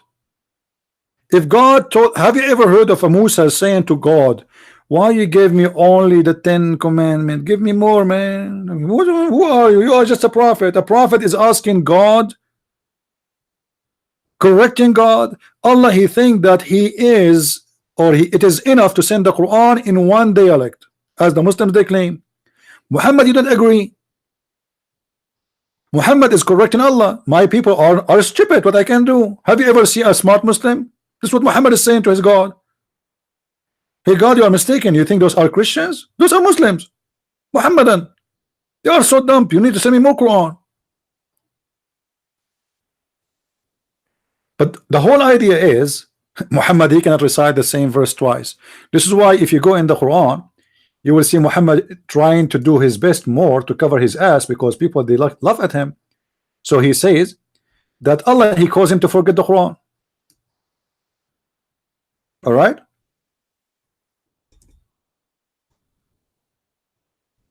Allah caused him to forget the Quran. Chapter, I mean, I don't know. Look guys, look what I'm getting in the screen as advertising. Look at this. Look at this. I mean, how this coming to my screen now? Bruh. They knew I'm talking about Islam. Look at this advertising. Do you see it? Unbelievable. They heard. Smart companies, they are spying. The second you are talking about Muhammad, here we go. We have a bra. But Muhammad, his wife don't wear even underwear. What are you talking about? You're wasting your advertising for nothing. So let me close this stupid thing. I know how to close it.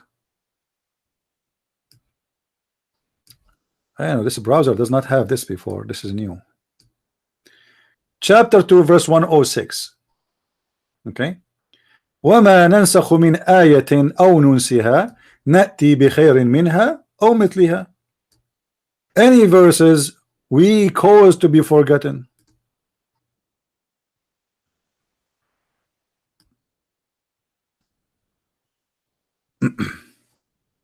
How that can happen? Allah is causing the Quran to be forgotten. Any Abdul? You know, I'm sick of this browser. I'm going to delete it, and I think I was browsing somewhere, and they added something in the you know those. You see, it keep coming those advertising in my face here. Look, I close it, I come again. This is new. I will delete the app and download it again.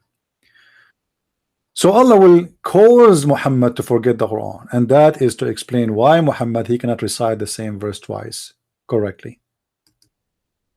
But doesn't make sense that God he make verses and he send it to you as a messenger, and then he cause you to forget the Quran.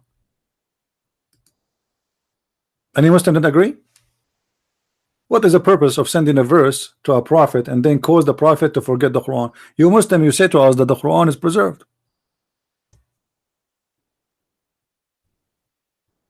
How the Quran is preserved and you Muslims memorize the Quran as you claim? Yet your prophet himself, he forgot the Quran, and Allah is the one causing him to forget the Quran. Actually, in the hadith, Muhammad, in one of the hadith, he says that once he heard uh, a Muslim reciting the Quran, and then Muhammad he said, "Oh, you just remind me of verses I totally forgot."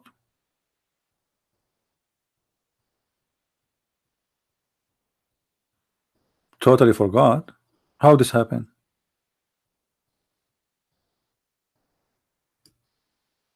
How he is a prophet? He is admitting that I forgot the Quran, and you just reminded me of it.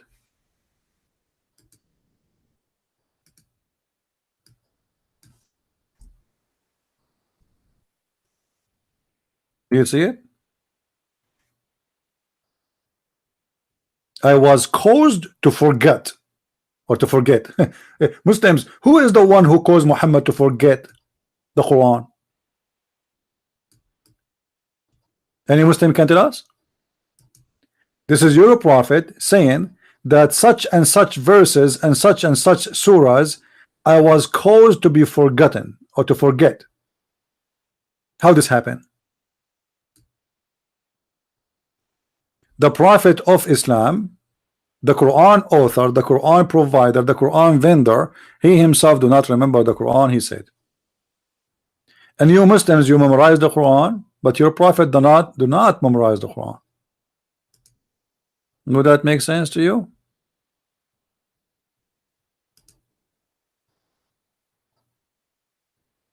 Do we have any hand up in Paltalk?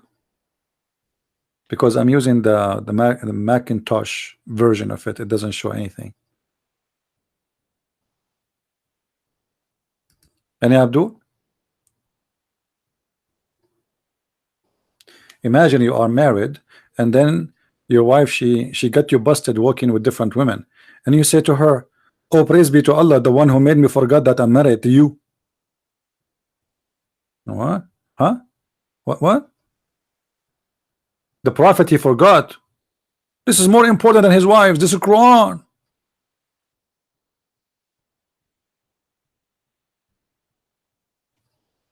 There's hands up. Okay, no hands.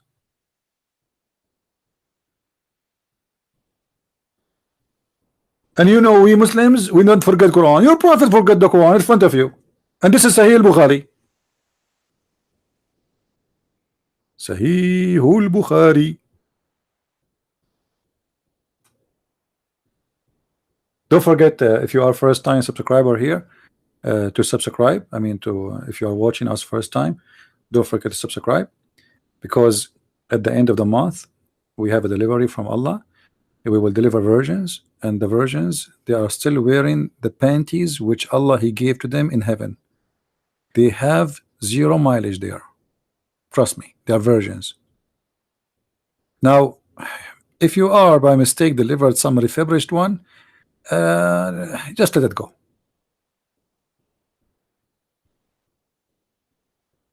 Any Abdul?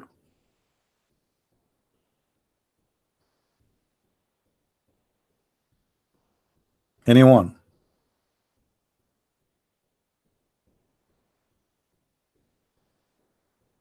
Yeah, you know, like you know, the Muslims, when they speak about women, by the way, nobody speak about dignity and honor as much as the Muslims.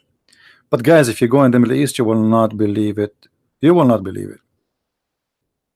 Sex everywhere. I mean, a very corrupt society.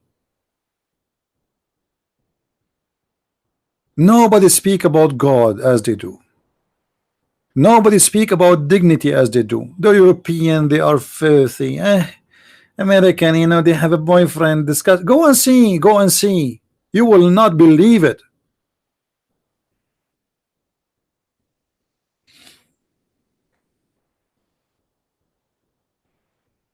That is the truth, and the truth hurt.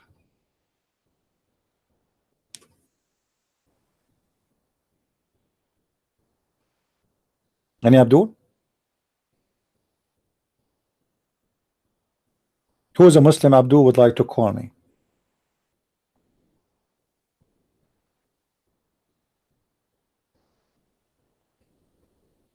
Who is a Muslim brave Abdul? He wanna show us Muhammad in the Bible. Okay, forget about the Quran. Show us Muhammad in the Bible. Who is a Muhammadan wanna show us Muhammad in the Bible?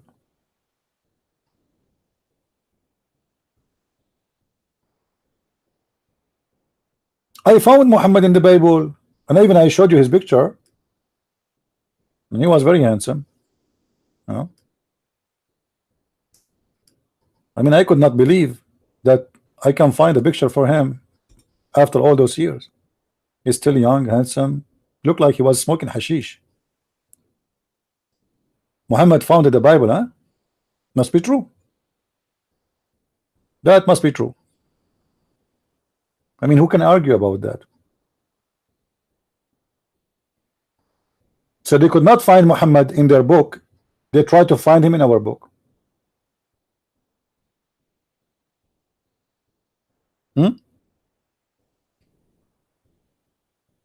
Hello?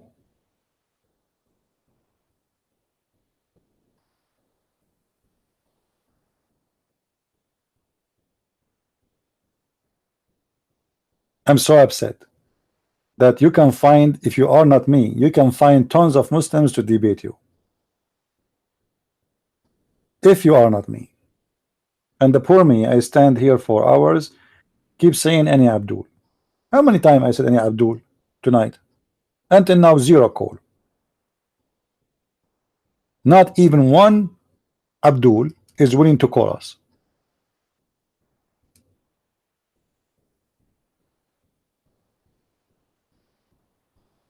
I remind you guys, I will be away starting from the coming week. All right. I will be away for a few weeks, so don't worry about me. Say Christian Prince don't doing life. You know, the Muslims are people of fake news. You know, once when I was serving in the army, in the USA Army, I came back.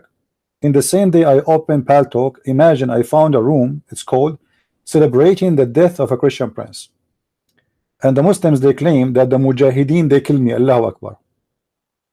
It was funny that the same day I came back, they were celebrating. I went to Paltalk co-admin. You know, they have like employees, co-admins.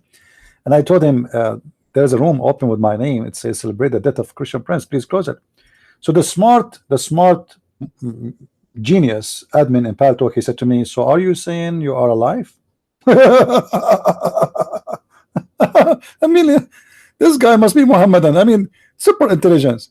I said, hello? Are you saying? So are you saying to me you are alive? I mean, that's something. I feel sorry for him if he's married. Imagine you have a husband like that. I said, I don't know. You think? What do you think?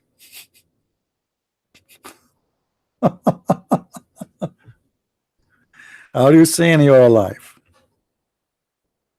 Yeah, there are people of fake news, so don't.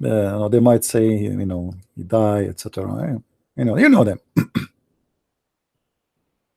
Yeah. Any Abdul?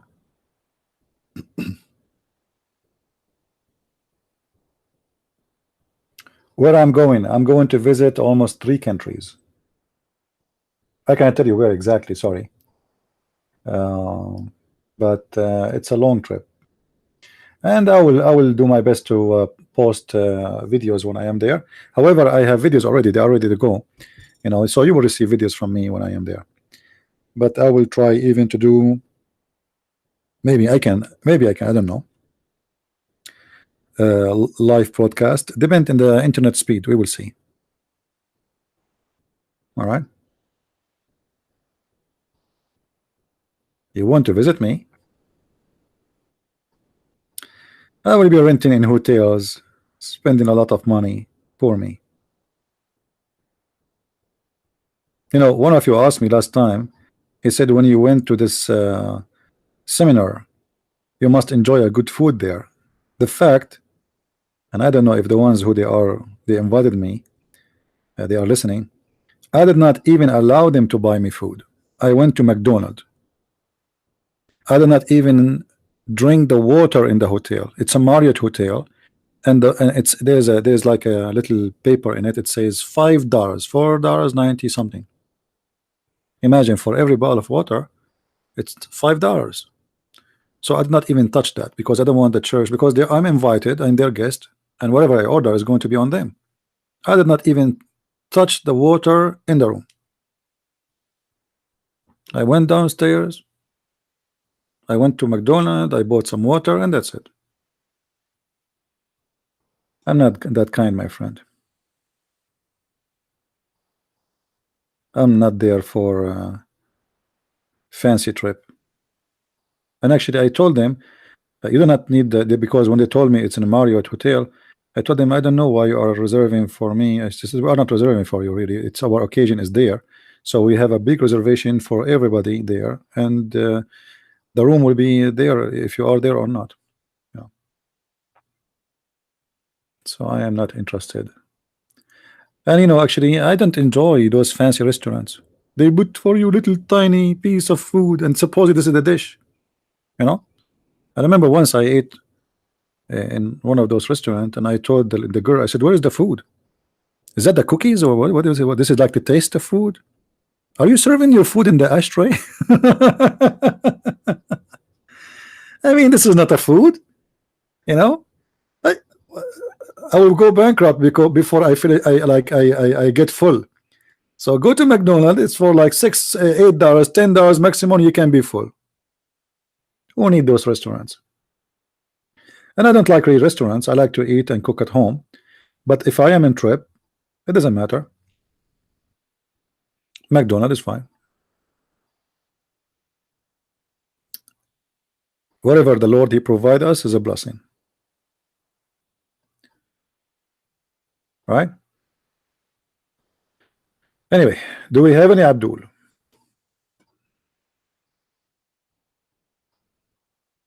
You do not need more people like me. That would be a disaster. Trust me.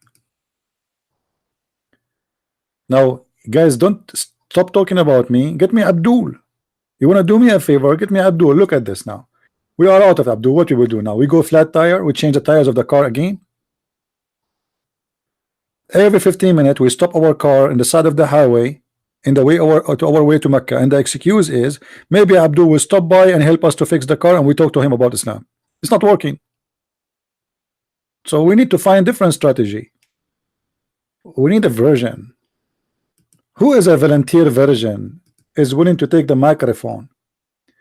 If the Muslims, they hear only a virgin speaking in the microphone, a beautiful girl, especially if she's blonde, you will see the ring of the phone will not stop. Ta-da-dun, ta-da-dun, ta-da-dun, ta-da-dun. We have a Muslim here. Oh, we have a guy, his name is Kareem in Paltalk. You want to debate me? Kareem, put your hand up. I will give you the mic right away. Do you hear me, Mr. Kareem?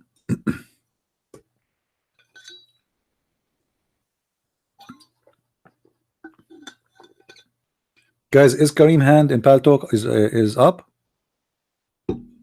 You are scared. So what I will do now? Take a medication. Kareem is a Muslim. You want to debate me, but he's scared. What I should do? I know what I can do.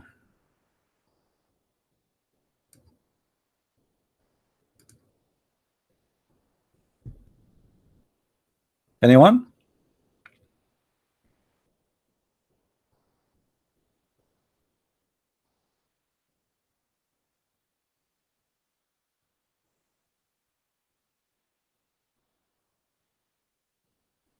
No, maybe he's joking. Maybe he's brave, but he is just joking, saying he's scared. I don't think he's scared.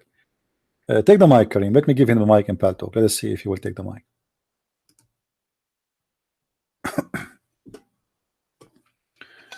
I'll release the mic in Paltalk. Maybe he will take it. Let us see.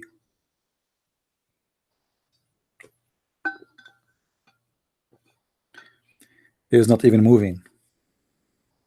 He's playing dead now. So what happened, Kareem? You will not talk?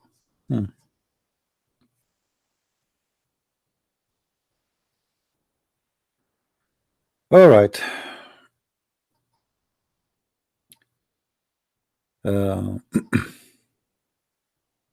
Now today is what? Today is a Friday. Okay.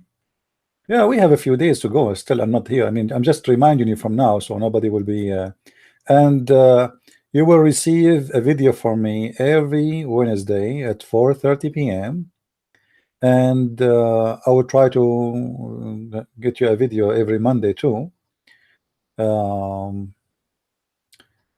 But a Wednesday for sure you will receive it every 4:30. Like you will have at least maybe 2 videos or 3 videos a week.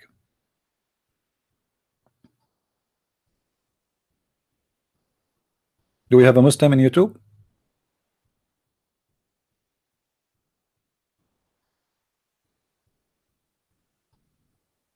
Yeah, I will not let you without videos. And the videos I will make, they are, you know, important, and they are they will be short. Many of you like the short videos. And you know the funny, when I make a short video, people they say, why you don't make long video? This is too short. When I make it long, people they say this is too long.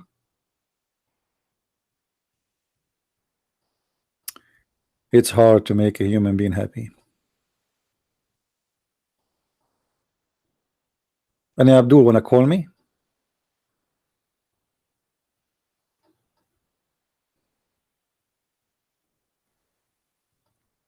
Can Abdul?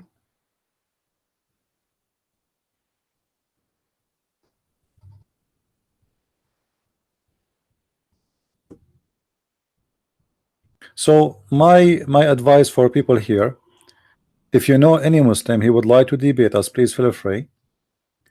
Tell him there's a guy, his name is a Christian Prince, and he keeps saying who wanna debate me, and nobody debating him. So ask them, challenging them, and let us see if they are. And you know, open topic here. We do not need to organize for it and prepare for a topic. You ask me whatever you wish, I ask you whatever I wish. Easy. People who know their God, they do not need to prepare for anything. Only fake scholars or fake believers, they need to prepare for a year or 2 months or 3 months. Why? Because they go and print like 100 pages from the internet about a topic, and then there's no debate. He throw questions at me, I throw questions at him, and both of us, we are copying from the internet questions. It's not even made by us. No need for preparing for a topic. Call me.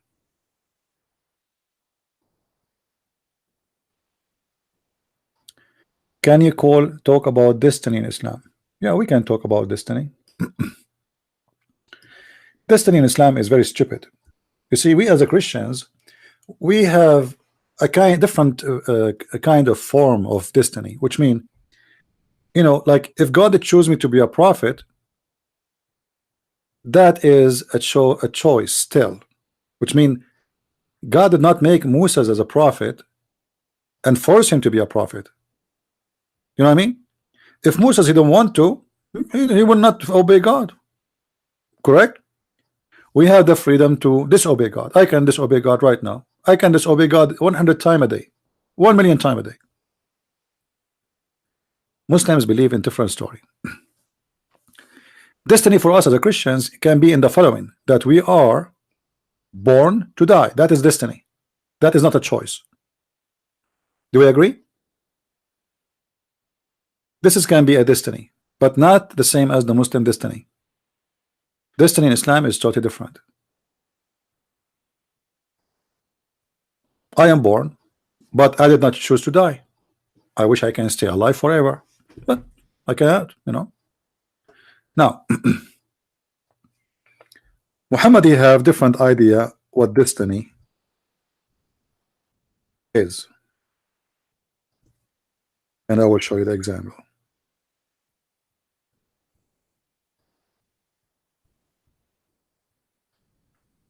There was a funeral of a child who is an infant.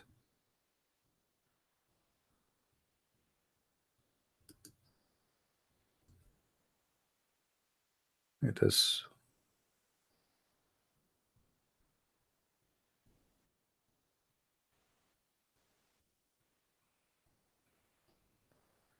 Muhammad and Aisha, they attend the funeral of a Muslim baby infant who died.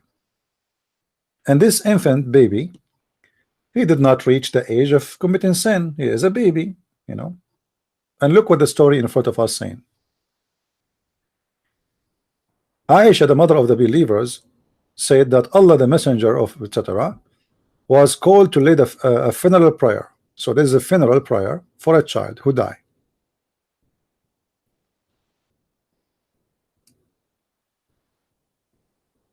And then Aisha, she said, Allah messenger, there is a happiness for this child who is a bird from the birds of paradise, for it commit no sin. So why Aisha she think this child will go to heaven? He did not reach the age, you know, he's a child, baby. Nor he has even reached the age when one can commit sin. Muhammad disagreed. He said, "O Aisha, peradventure, it may be the otherwise," which means he might go to hell. But how he will go to hell?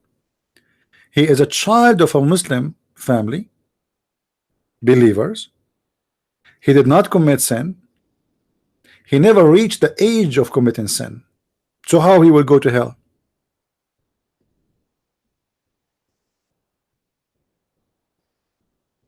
That is destiny in Islam. Muhammad explained how. He said, because God created for paradise those who they are fit for it while they were in their father backbones. Muhammad believe that we are born, or the sperm of the man is coming from the backbone. So when is the decision is made for you to go to heaven or to hell? It's not about sin you do. It's not about people you kill or rape, so you go to hell. No.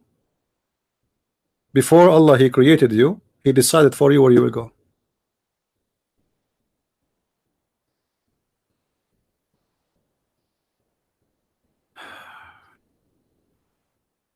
And Abdul, that is the destiny of Islam. So we don't believe in such a destiny. We as a Christian, if we believe in destiny, is going to be different. It's going to be like, you know, everybody will die. Okay. People, they, you know, they suffer. That is the destiny. God is He punish us. We are out of heaven for a reason. And to be out of heaven mean you need to sleep, you need to eat, you need to take medication, your teeth hurt, your heart, your blood pressure, you have your suffering, you have to work, you have to feed your children, you have. But this is different destiny. The destiny we are talking about is about your action. Muhammad believe that it is Allah who control you, and you have no choice where you will go. It doesn't matter if you commit sin or not, for your destiny is made for you before you commit sin or you don't commit sin. This is why, if you remember, where Adam and Moses, they have a debate according to Muhammad, and this debate, Moses, he accused Adam that because of your sin we are out of heaven.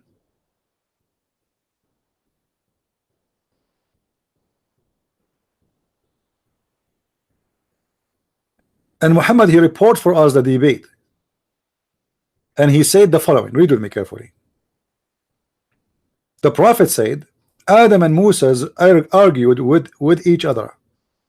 Moses said to Adam, "O Adam, you are our father who disappointed us and turned us out of paradise."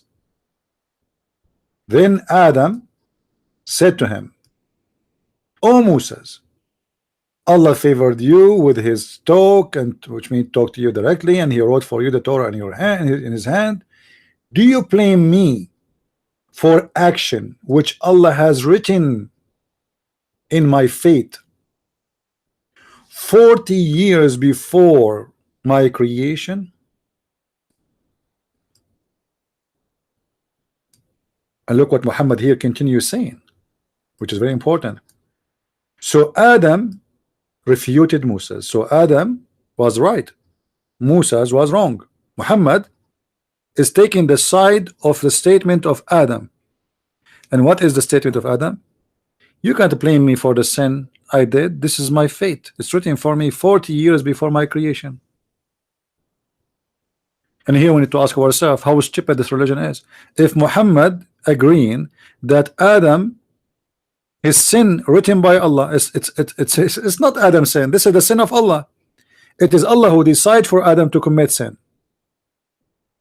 Then how in the world do you punish him for his sin if this is not a choice?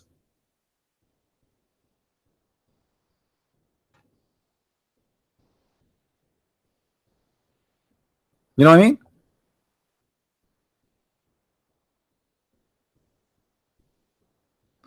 Someone, his hand is up in Paltalk. Okay, let's see. I hope you guys, because last time we gave the mic to somebody in Paltalk, you could not hear him. I'm not sure why. Let us see. Let's give it a try. Take the mic, the person in Paltalk. Hi, thank you. Let me just say, it was very interesting what you said. I was for a while suspecting that Do you hear, guys? Muslims believe in predestination. Do you hear her? And that they don't really have the freedom of choice, free will, as I believe in free will. But I wanted to ask you something about what you said. You said that the child in Christianity, there's an age that Muhammad said that he can still go to hell even though he's a child. But just to confirm, because I'm not a Christian, just to confirm, Christians don't believe that if you're not Baptist or if you don't believe in Jesus on whatever age, you're not going to also go to hell. Are you confirming that Christians don't believe that there's, in other words, there's actually a certain age that you're liable for your sin, even though you don't believe in Jesus, you're not going to go to hell. I'm just trying to confirm that you're telling me that Christianity teaches different, because I have heard Christian tell me, if you don't believe in Jesus, regardless, you're going to go to hell. So that's my question for you, to you, and thank you very much. All right, my friend. Thank you for the. What? Oh, we have somebody took the mic.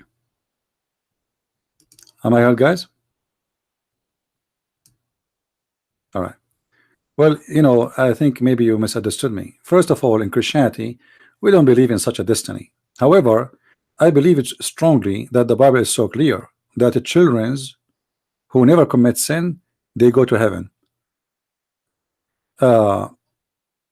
If you go to Matthew chapter 18, verse number 3, it says that if you don't become like those children, you will not go to heaven.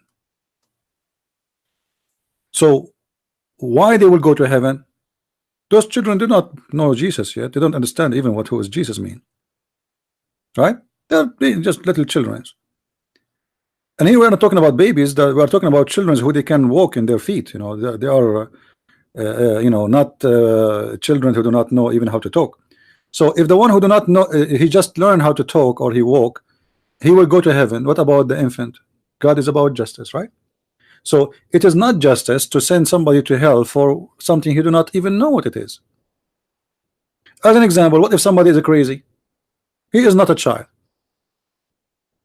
You know, when we say crazy, it's mean he have no ability to understand things. God is about justice. He will not judge him the same he judge you and judge me. If we believe in God to be absolute just, then justice mean you pay for your crime. And if you do not know even what a crime mean, how you will pay for it? All right. So this is not what we believe as a Christians. I was talking about the Muslims. The Muslims, we are talking about a child. I was showing in the screen. I don't know if you can, if you see us in YouTube, you can go. Let me post for you the link there in Paltalk, so you can watch us in the screen. Yeah. So this is the belief of the Muhammadan. The Muhammadan believe in this. We don't believe in this. This is madness. Why a child he will go to hell? I mean, well, that doesn't make sense. What for? What he did? What is justice? This God, he wrote the destiny of this child before he is born to go to hell. I mean, what kind of God this God is? Barbecue God? He just like to burn people for no reason? Obviously, yes. This is what Allah is about. So the logic of destiny in Islam is very stupid. And destiny, by the way, is one of the major pillars of Islam, to the point if you don't believe in destiny the way Muhammad is teaching it, you are not a Muslim. That's it. And as you see here, we spoke about Adam and Moses debating about the sin of Adam. And who is the winner? Adam. Why? Because he said my sin is not my sin. It is Allah. He wrote my sin for me 40 years before he created me. Okay, then Muslims, explain to us what the purpose of kicking Adam from heaven then. The Muslim, they will say to you, oh, Allah did not really kick him out from heaven. It was his destiny to live in earth. You know, it's a, but because Islam is a stupid religion, it's a collection of religions. Some from the Jews, some from the Christians, some from the Hindus, some from the Buddhas, some from the Sabians, some from everybody. Islam is like 20 some. You know, it's like a sexual party. Everything, if you put it together, is the most confusing picture because they don't match.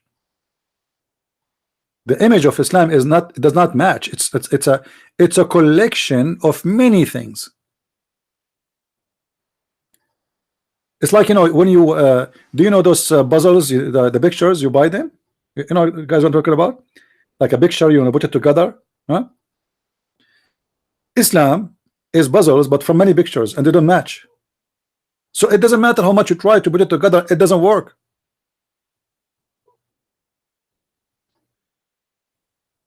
As an example,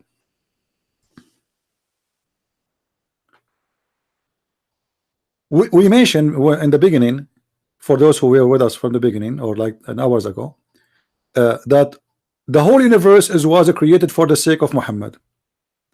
And Adam himself, when he commits sin, he asks Allah for forgiveness.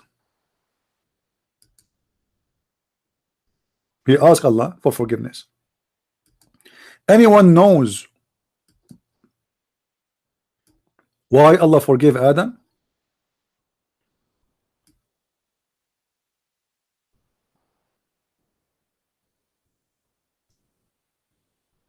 Who knows? فَتَلَقَّى آدَمُ مِنْ رَبِّهِ كَلِمَاتٍ فَتَابَ عَلَيْهِ إِنَّهُ هُوَ التَّوَّابُ الرَّحِيمُ. Chapter 2, verse number 37. Okay.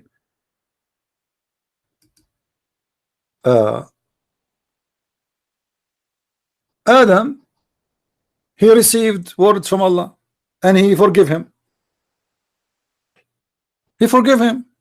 I mean, look how stupid this story is. If Allah forgive him, why he kick him out from heaven? Doesn't make sense. Number two, why Allah he forgive him? If you go and read the story behind this verse, you will find out that Adam, after he commits sin, he said to Allah, Allah, please forgive me. Allah said no. He said, Allah, please forgive me, man. No. Allah, please, come on, please, please, please, please. No, no, don't try. Then Adam, he remembered that when Allah created him in a Friday afternoon, before the bus come, he lifted his eyes up and he saw in the throne of Allah the name of Muhammad. So Adam said, bingo, this guy must be like a close to Allah. So look what he said to Allah. He said, please forgive me for the sake of Muhammad. What? Please, please forgive me for the sake of Muhammad. Let me show you the hadith. Hold on. Here we go. This is the hadith in the front of your eyes. The Prophet of Allah sallallahu alaihi wasallam said, Allah, when he said, when Adam he made mistake, which means sin, he asked Allah, I ask you for the sake of Muhammad to forgive me. What? What? What? I ask you for the sake of Muhammad to forgive me?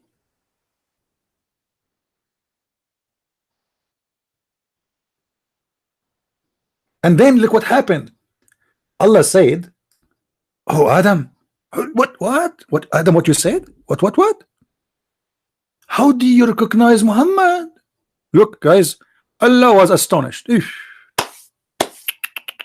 How Adam he knew Muhammad? Look what he said to him.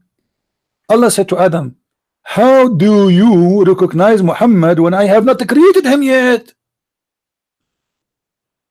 Like Allah was going to go crazy, man. I mean, this Adam must be God too. He know about Muhammad is not created yet. Look what Adam he said to him. I wish Adam did not answer, because that will make Allah go crazy for the rest of his life. So how you recognize Muhammad when I have not created him yet? Adam said, oh Allah, when you created me and blew into my spirit, I lifted my head and I saw written on the arsh, which means the throne of Allah, there is no prophet but Muhammad, and there is no messenger, there is no God but Allah, and there is no messenger but Muhammad.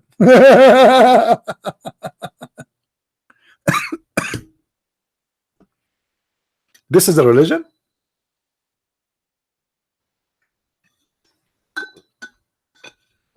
This is really a religion.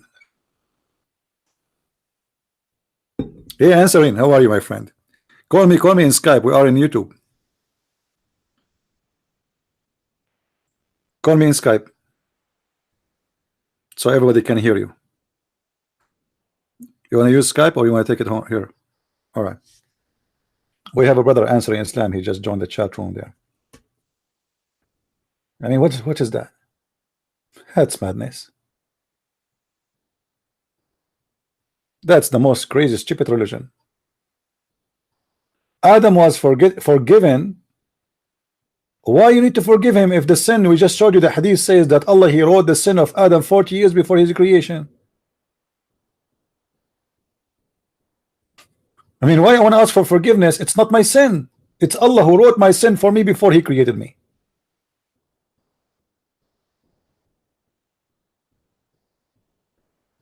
You see, based on this story here, what they claim based on this hadith here, that everything was exist for the sake of Muhammad. However, some Muslims they say that the first thing Allah created, it was his light, and Muhammad is from the light of Allah. And that will take us to the Shia. The Shia, they believe that all Muhammad family, including Muhammad, they are made out of light. They are made out of light.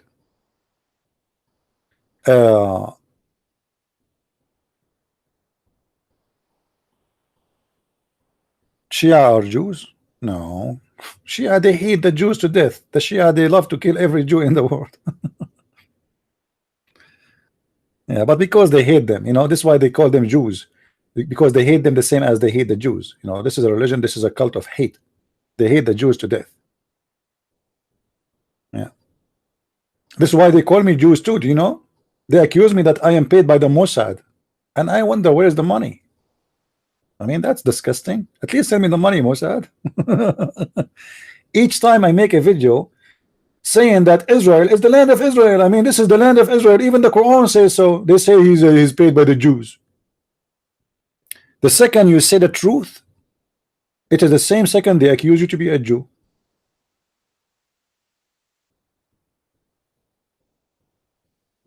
Yeah. They have already accusation. You know, just say something against Islam. They will make you a Hindu. They will make you a Jew. It depends. You know. Do we have any Abdul?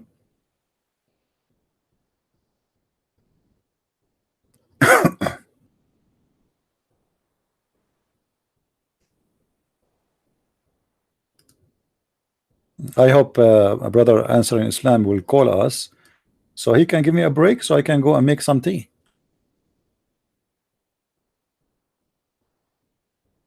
I don't see him coming in Paltalk yet, in Skype yet.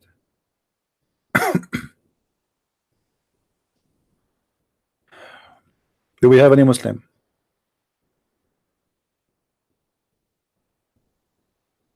I mean, look at this guy, this cult. Allah forgiving sin of a human being, Adam, the father of mankind, supposedly for the sake of name written in his chair. And why the name of Muhammad is written in the chair of Allah?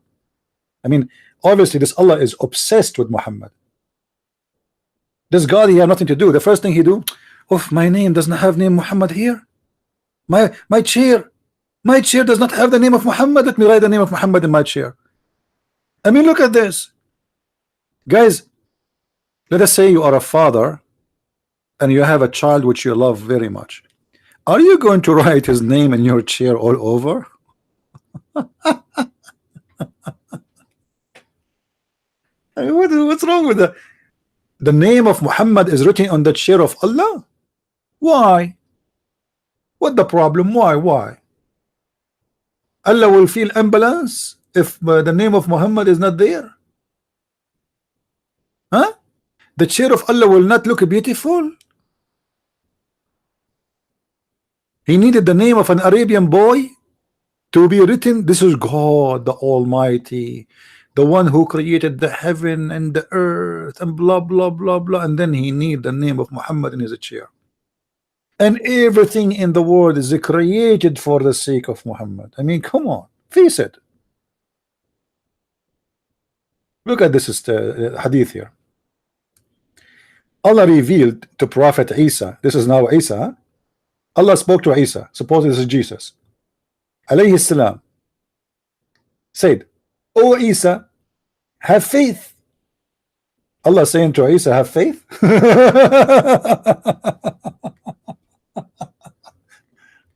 All right. Have faith on who? In Muhammad. If.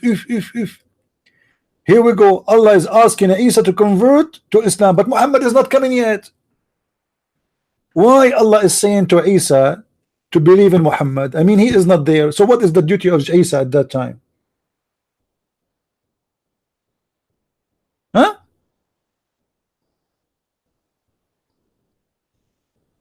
To believe in Muhammad? Who is Muhammad? Is God? What do you mean to believe in Muhammad? God supposedly should be worried about people not believing in him, because that will lead them to hell. But he's saying to him, "Oh Isa, believe in Muhammad." Look like Allah was doing da'wah. Allah was doing street corner da'wah for Isa. So he saw Isa there, Jesus supposedly, and Allah in the corner, he was a corner speaker. He said, "Hey Isa, you better believe in Allah. Sorry, you better believe in Muhammad." So Isa said to Allah, "Who is Muhammad?" He said, "This is the guy I'm going to create long after you, like 600 years from now." And then Isa will say to him, "Okay, Allah, why I want to believe in someone who does not even exist yet?" Oh, you better believe from now. Like, don't you never heard of a prepaid belief?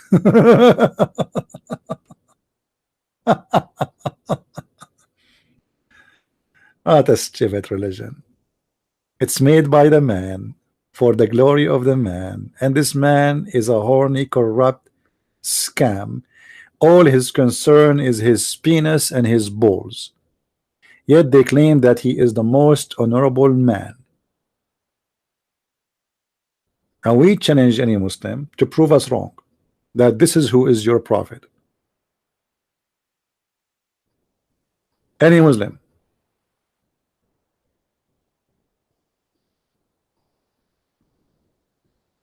Any Muslim. Any half Muslim. What happened to Answer Islam? Answer Islam, are you there? Is he still in the room? Or he left? I mean the chat room. Looked like he left.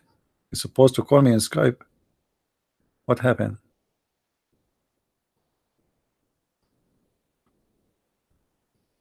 You want to ask me something? Okay, Yahudiya, go ahead. Thank you. So I'm confused. Why do they think that Allah is gonna punish us for not being Muslim, for not accepting Muhammad, which is basically what it is, because we believe in God and the prophets. It's only Muhammad that we don't believe in. Why would Allah punish us if we don't have a choice?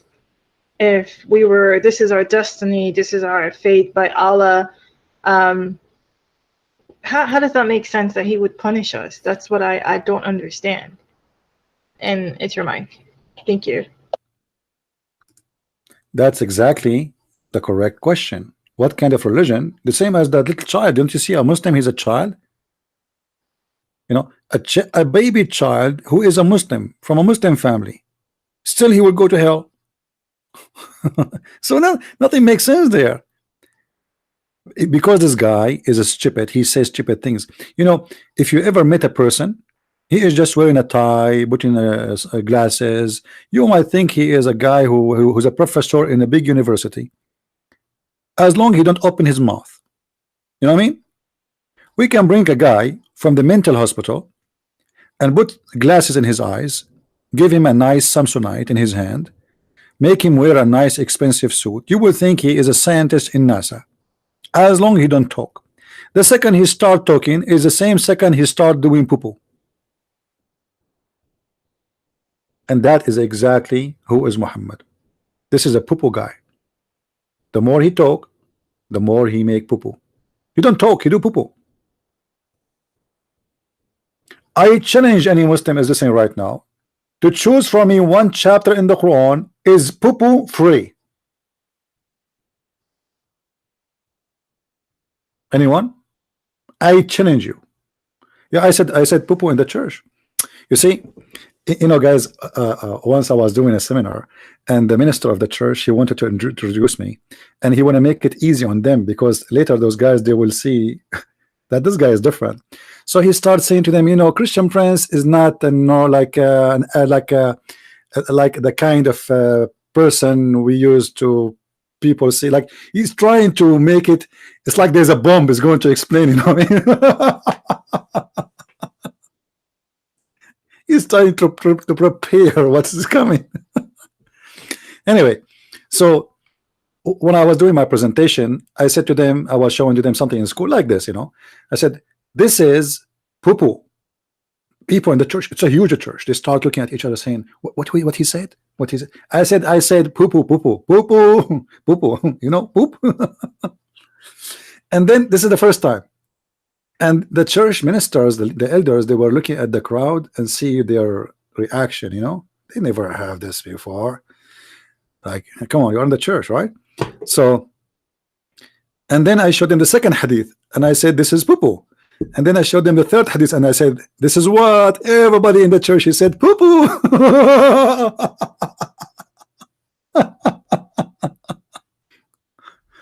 Well, this is the truth, my friend. It is poo-poo. Muhammad, he don't talk. Muhammad, when he talk, he do poo-poo. Right? and I am here to challenge anyone to prove me wrong. This is poo-poo. What do you see in front of you is poo-poo. This is a guy, he is trying to make himself God. God himself is going and doing da'wah. He is inviting Jesus to believe in Muhammad. Why? Is Jesus as a kafir? Any Muslim can answer. Why Jesus, who exists 600 years before Muhammad, need to believe in Muhammad? What does that mean?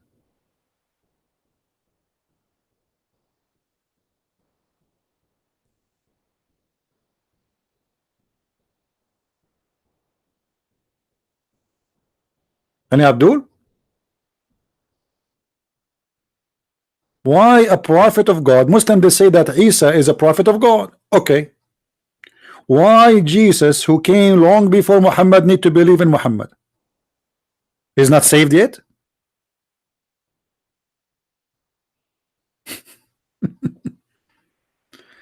That is poo-poo, my friend. That is poo-poo.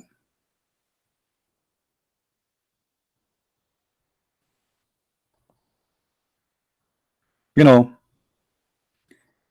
when you live in a country is ruled by Hitler, who dare not to say hi Hitler? Nobody. You know what I mean? That is Muhammad. They don't really, most of Muslims have no idea what Islam is about.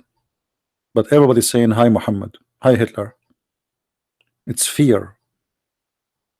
This is why you see in the time of Muhammad, the Arab did not want him. They did not believe in him. The day Muhammad he died, tens of thousands of people apostate. Tens of thousands. Go and read history. Go and search right now in Google for the war of apostate. The same day he died is the same day they left Islam. This is how much they hate Islam.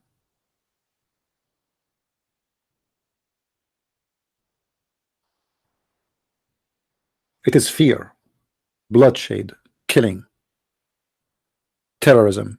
Do you see? You are living in the West and they are trying to terrify you. So imagine about the poor Muslims who live in the Middle East under their command. You know what I mean? You live in your country and supposedly you have your army, you have your police, you have your system.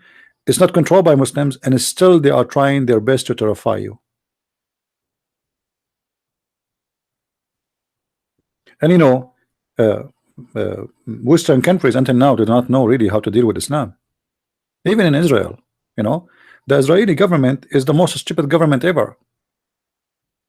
They are very kind, very stupid. You cannot be kind with terrorists. Until now, they are the one who give them electricity. Until now, they are the one who they provide them with everything. You believe it?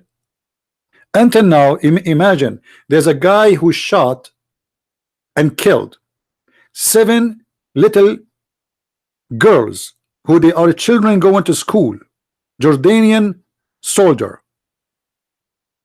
And what the stupid government of Israel did, they put him in jail for 20 years and let him go. And now he is proud about what he did. Every single country in the world, they have a law. It says execution for the criminals. 7 children, he killed them, he slaughtered them, and you let him go, you stupid idiot.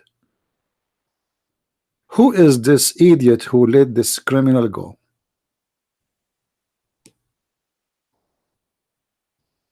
That's why I say Israel need to be changed.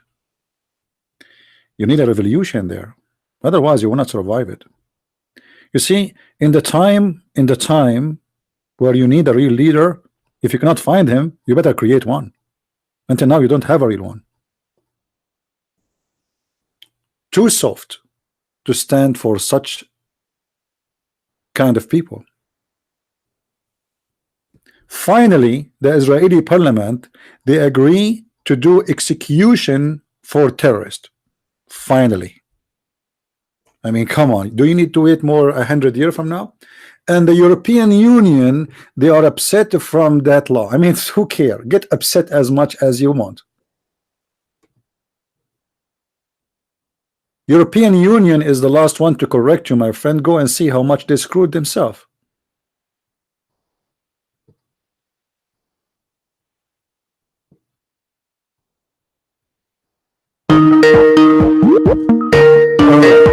We have our friend Darius. How are you, my friend? Hey, how you doing, CP? I'm all right. How was the cold with you? What do you mean by the cold? You don't have cold? It's minus 23 here. We actually got a bit of a break. Really? Yeah, it's up to about 40 degrees now. Oh man, here it's a freezing. Unbelievable. Yeah, it feels like summertime. I feel like going out. I bought some food for the birds. You know, I went outside for 4 minutes. I did not wear gloves. You know, 4 minutes. I cannot feel my fingers no more. And Yeah, I don't know. I mean, God is amazing how those little birds can survive it. You know, I bought some food for them, and they were coming from everywhere. But imagine how weak we are, and the birds how they are stronger than us. Little tiny bird is standing in the branch of the tree, and I am the man. I cannot feel my fingers no more. 4 minutes only outside. Anyway. Yeah, well, see, God gives us what we need. See, right. The birds, they have fur, but they're bird brained. Yeah, see, you on the other hand know better. So when you went outside with no gloves on, you wanted your fingers to freeze. Right. You made the wrong decision. So what do you want to share with us, my friend? A couple of things. To back up a bit, a while ago you asked the question, how many times do I say any Abdul? Are you counting? No, lost count. You say that more than you say, are you sure? Are you sure? You say any Abdul a whole lot, an awful lot. Did you watch the video of this guy? He called the Titan something, Titan TV.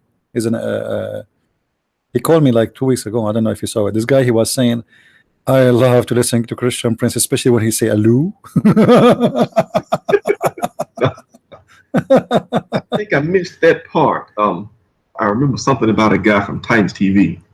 Yeah, he's like he's speaking about it. The video is called Christian Prince Gazmi. I don't know what I mean. Anyway, so I listened to it and he was funny. He was talking about what he liked about me, especially when I say "aloo." Okay. Yeah. Let's see. Well, okay. I see the people in Paltalk saying that they can't hear me; they only hear you. That's because I'm calling on Skype, not in Paltalk. So, yeah. If somebody can get that message to them, let them know that's why. It's strange. It should lead to there because my speaker is linked. Yeah, I think this is the problem. I need to find a software to fix that. It's okay. We will tell them later what you said. Go ahead.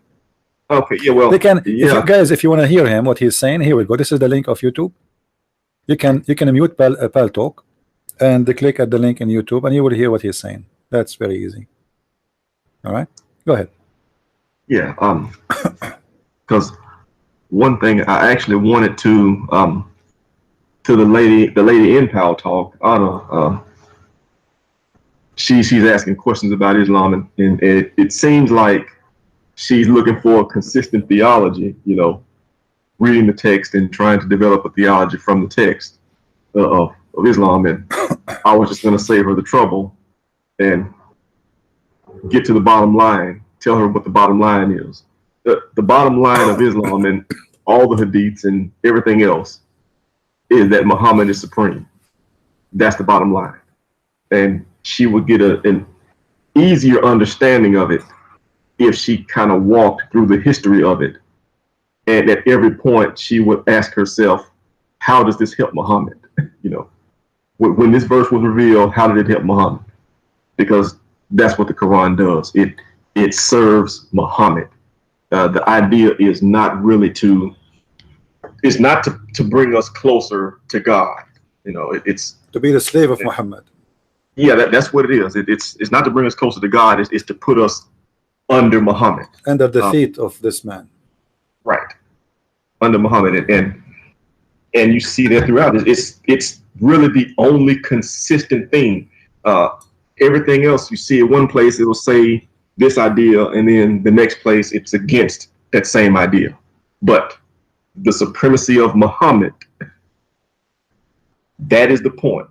Doesn't undermine that. You know, if Allah makes a rule and Muhammad wants to go against it, lo and behold, yeah. there is a verse. Muhammad is the winner, right? That's it. Who care what Allah says anyway? I mean, Muhammad, he says something, that's it. That's it. That's it. I mean, and you should look at it in that light. And like you say, it's a polemic. Well, it's not a polemic. It's an idea to, I don't know what the word is, a propaganda to that effect. At first, to give him supremacy over the other Arabs and the people around him. And this is Darius Cole talking. This is Darius talking. To give him supremacy over the people around him. And then when you look at the verses and such, it is to apologize for Muhammad, to cast him in the most favorable light. Even when we look at the things it says about Jesus, it is to keep the idea of Jesus underneath Muhammad. You know, that's what it is. Let me tell you how a Muhammadan look like when he try. Somebody is trying to call. Give us a few minutes, please, and you can call back. Look at this picture, Darius. I don't know if you can see it. Yeah, I actually, hold on. I muted. Yeah, this is how a Muhammadan he look like when he received verses about the Quran or in the Hadith. You know, he is like what? Huh? Huh? It must be true. Must be true. It must be true for sure. I mean, this is amazing, astonishing. I'm very astonished. Especially when the Prophet he start talking about science and how Allah he make babies. Yeah, and all that stuff, and they just, you know, explain it away, you know, and you know, so because she was asking questions of why they say this and why they say that, and this about the Jews and that about the Jews. Yeah. Most of that is just looking for a permission slip. They need something to scapegoat. So yeah. Looks like Jews is it. I mean, God knows. I should ask her. So, they do an awful lot to Muslims, though, don't they? What is it? How many Jews is it in Israel? 5-6 million. Yeah, but you know the problem is those Jews. You see, the Jews are winning, brother, because the genies are fighting with them. Because they did everything. I can show you. There's videos on YouTube. This is serious. This is 2017. You know, the Muslims believe, as an example, why the Assad in Syria, he did defeat them in Aleppo, as an example. They claim that he came and he called for the help of the genie. There was genie fighting with him in the field. It's not the Russian airplanes. I'm sorry. Did you say Assad? The Assad, the president of Syria. Why he won? Like, not because he is destroying them all over, you know. So why he won the war against them? They claim that the Assad, the Shia, they called for the genie, the shaitan, to help them, and the genie he sent an army, and he was the one who was shooting at them and killing them. It was not really. You know, there's somebody is calling like many times. Let us see. Can you hang up just for a minute? Maybe it's a Muslim. I don't want to waste the chance for Abdul. No sweat. Yeah, the guy who is sending many messages, you can call now. You know, this guy is sending many messages. I don't know. Call me. The one who is sending messages, trying to call. Go ahead. There we go. We made him hang up for you because he kept calling non-stop. Are you there? Don't tell me now you will not call no more. We made our brother here hang up. Hello? No call? Okay. Yeah, we are waiting. Give him some time. Maybe there is some delay. The Muslims, they are people who live in fictions and stupidity. And then they blame anyone for things they cannot accomplish. Like why there is a comedy, an Arabic comedy, about a guy, he is not able to have sex with his wife, and they in the comedy they ask him why you are not able. He said, how I can do that and the Israeli are taking Palestine.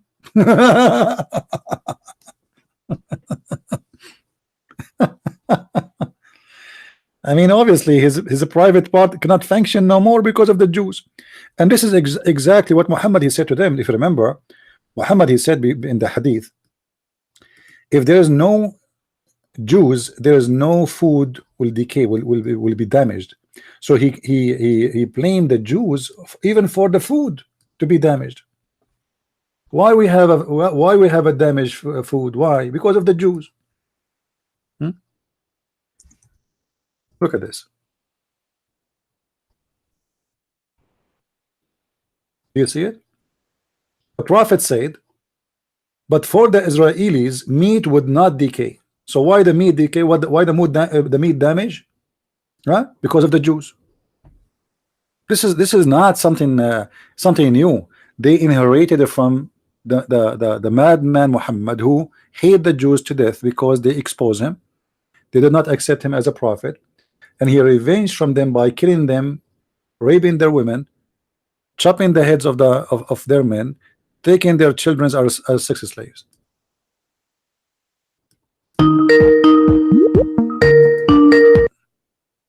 Hello? Sign on. Amiga Mia 1. Oh, why is the vacuum on? Damn it. What? What? Who are you Hello? calling? I was calling back, but I can't hear anything now. Who is calling? How can I help you? Hello? Yes, how I can help you? Oh, I didn't hear you. I'm sorry. It's all right. I have some questions. No problem. Go ahead. You are live Okay. you are live on YouTube, as you know. Everybody hear you. Well, don't tell me that or I'll get nervous and hang up. Well, you are in YouTube. I don't know. If you want to hang up, it's up to you. We are live. No, I'm okay. All right. One of my questions is there a verse in the Quran that actually says that it's okay for Muslim men to have sex with young boys and it's not considered homosexuality? Well, the Muslims, they deny that this is exists in the Quran. However, the Quran promised the Muslims that in the heaven, Allah will give them what it's called ghulman, and those ghulman, they will not bleed. If we ask the Muslims why the Quran says they will not bleed, they will say, oh, because they will not get drunk. But bleeding have nothing to do with getting drunk. Same time, why they will get drunk if they are boys and they are the servant? Servant don't drink, only the masters, right? So those are obviously sex slaves who they are made for the sake of the joy of those Muslims. This is why the Quran described them as pretty boys, and they are very handsome boys, pretty, and they are very white because the Arab are obsessed with the white color.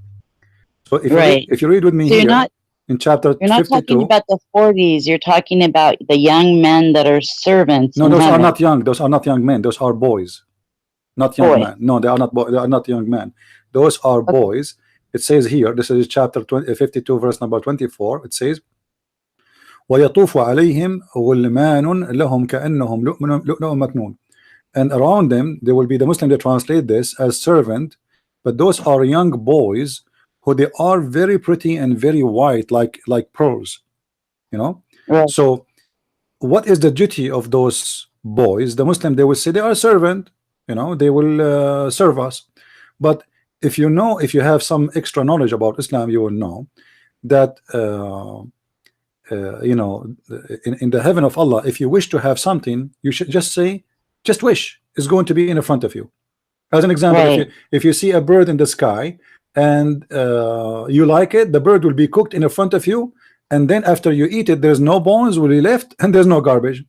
And the Quran and the Muslim believe that in the heaven, and I challenge any Muslim to say this not true, that in the heaven you will never have wrinkles in your clothes will never be damaged, you do not need to do laundry, you do not need to take a shower, you do not need to wash your hands. So what the servants for? If the food comes to you, flying to you in front of you, and then the garbage goes, disappear, and then your clothes will never be damaged, and and you will not need to take a shower. So what the servant for? What they will serve me? So it's actually saying the boys won't bleed. It says that. Yes, and the boys, they will not bleed. But the Muslim, they claim that those boys, the word bleed in here, which is an Arabic word, meaning bleed, from bleeding from blood. They Right. say what it's meant here, that they will not get drunk. But all of us, we knew that the Muslims believe that the alcohol supposedly they will drink there, it's not the kind will make them drunk anyway. So why it says that about the boys? Well, not only that, why would getting drunk make you bleed or not? Yeah, they mean a bleeding from being not the bleeding as a bleeding. It's like you are bleeding by getting tired, and but it's not mean a bleed as a blood, but it is, you know. Okay. Yeah. Okay, I have actually. You see here, if you look with me in the screen, I don't know if you are looking. All right. I can't screen right now because okay. I'm on. Well, that's all right. You can look at chapter 56, verse number 17. All okay. right. And you will see round about them will serve youths. Right. And those youths are very beautiful and they are like pearls. And here in the translation, instead of does it say if they're girls or boys or just no, it any says kind? they are boys. Yes, they are boys. You know, Yeah. the word in Arabic is ghulman. Ghulman is though like a child. You know, a child who is not yet in the age of being, you know, right. sexual, etc. So he is a younger child. So those children, they will be very white like pearls, and they are very pretty. Okay, why if they are why first of all? Why describe them that way at all? Yeah, why? Yeah, such description. I mean, why you are trying to seduce me by their look? You know, they are just servants. Okay, I mean, who care? I will have a pretty beautiful wife. I understand, because simply I will sleep with them. So it's important for me to have a beautiful woman. Now, why you are telling me about pretty boys and they are white? I mean, why? What white mean? Why everything in the heaven of Allah is white? So the boys will be white, the women they will be white. Actually, Muhammad, not only he says the women they will be white, they will be white to the point you can see through their bones. Yeah, I know that. Yeah, which is disgusting anyway. And at the same time, obviously, Muhammad, he have a wrong idea of a beauty, because a woman, she is black doesn't mean she is not beautiful. There's women who they are black, they are amazing, they're astonishing, their beauty is really amazing. So why in this heaven only white women and white boys is the reward?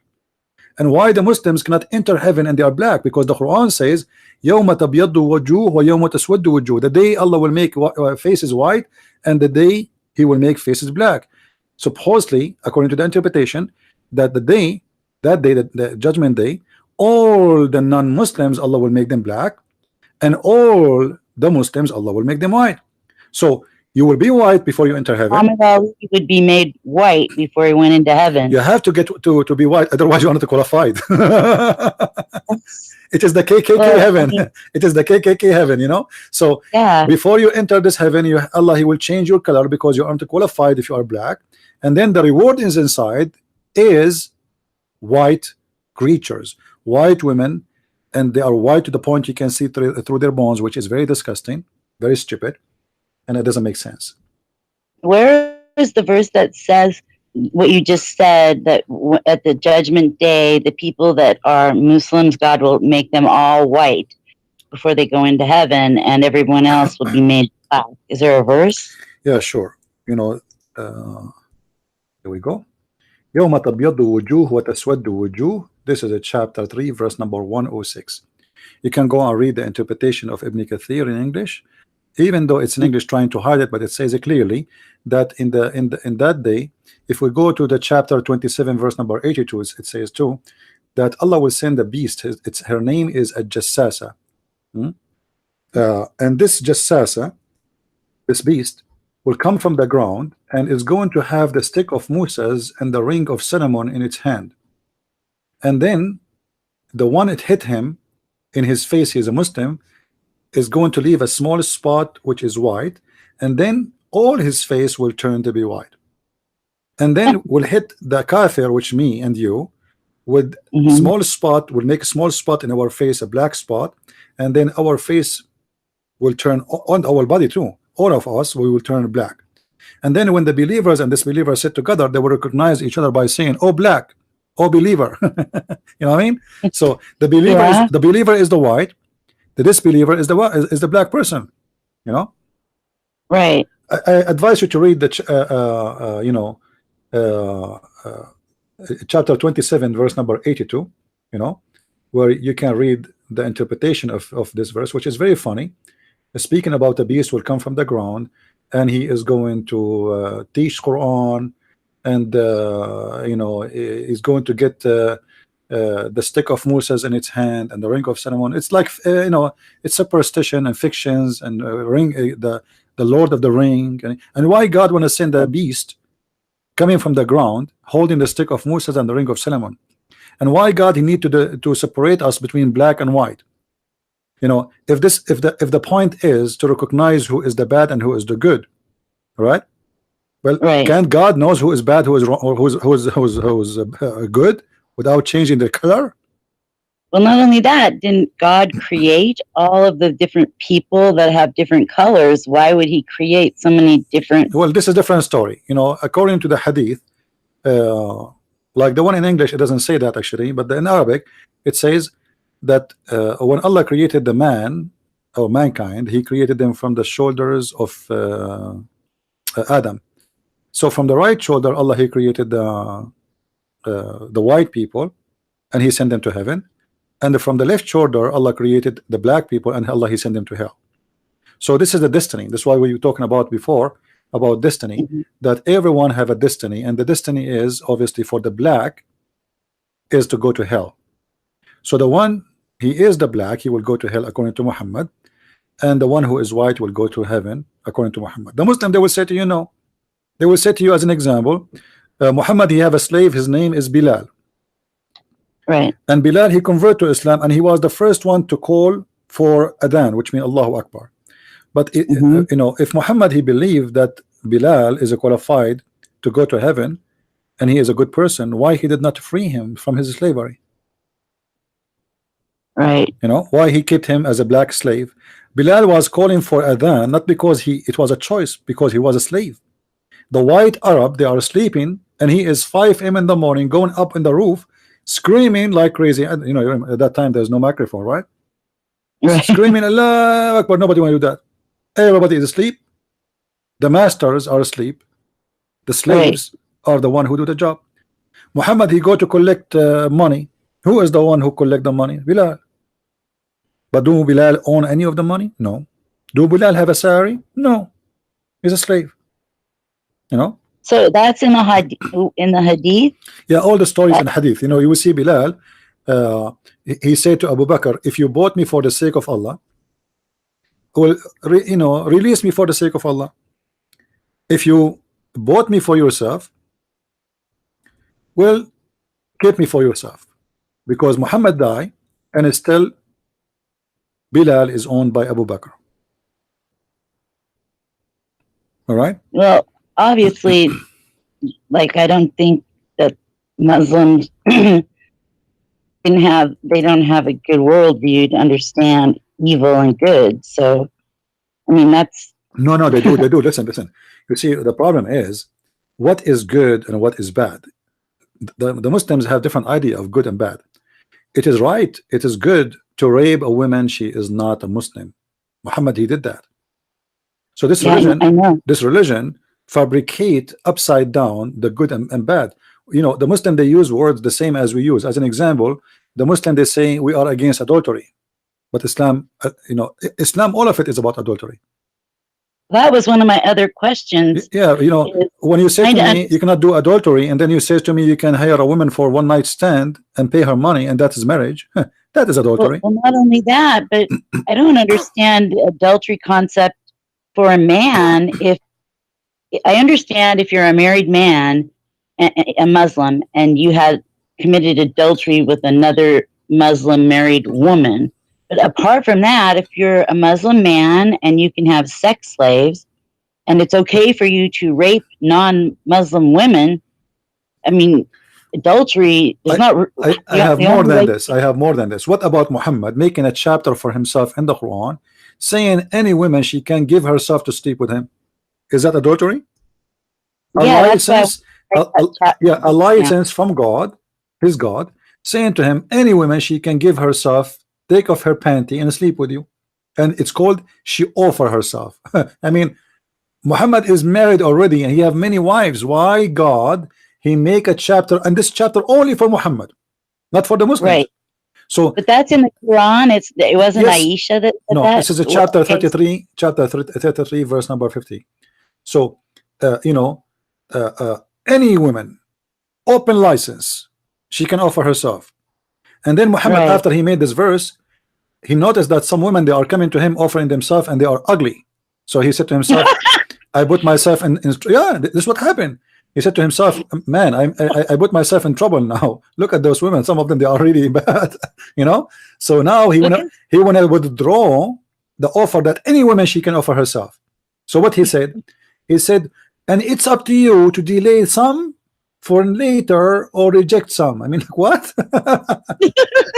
That's so You know? sad. Yeah, because now the business is not good. You know, we thought only beautiful women they will come, but look like there's a bunch of you know. Yeah, so you this is why in verse number 51, if you go read it, it says, so you may differ and turn away some or later, you know, it's up to you, like, you know. So he is saying to them, he want to give himself excuse why women they are coming, he don't want to sleep with them. Some women, but the verse saying any women, he made a mistake. He didn't say any beautiful women.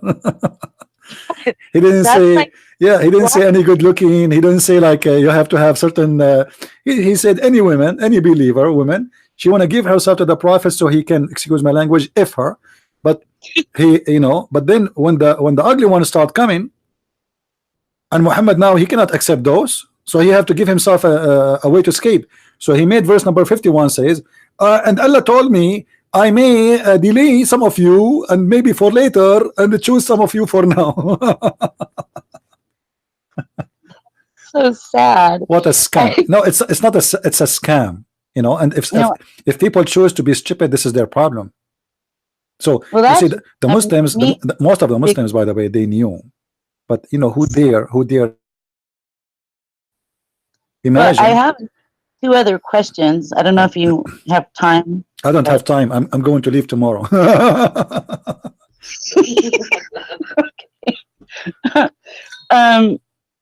I don't know. I know that, like, for female genital mutilation, that I know there's the passage that says, like, where Muhammad says when the 2 circumcised parts come together, and I know that there are, like, in the Sunnah where they recommend that female genital mutilation or whatever circumcision for women is recommended. But is there like a verse in the Quran that actually most of those things is in the hadith, you know. It's most, even Muhammad himself, you know, the Muslim, they claim that Allah he did some circumcision to Muhammad, you know. Right. Because I think I think the reason for that, Muhammad penis is holy, excuse my language, and therefore there's no man can touch it except Allah himself. So most of Quran, most of Islam is not really in the Quran. Quran is like a yellow pages, but it is made by a guy who don't speak good English like me. You know what I mean? Like if you try what's your name? Lori. Okay, I will put you with the letter A.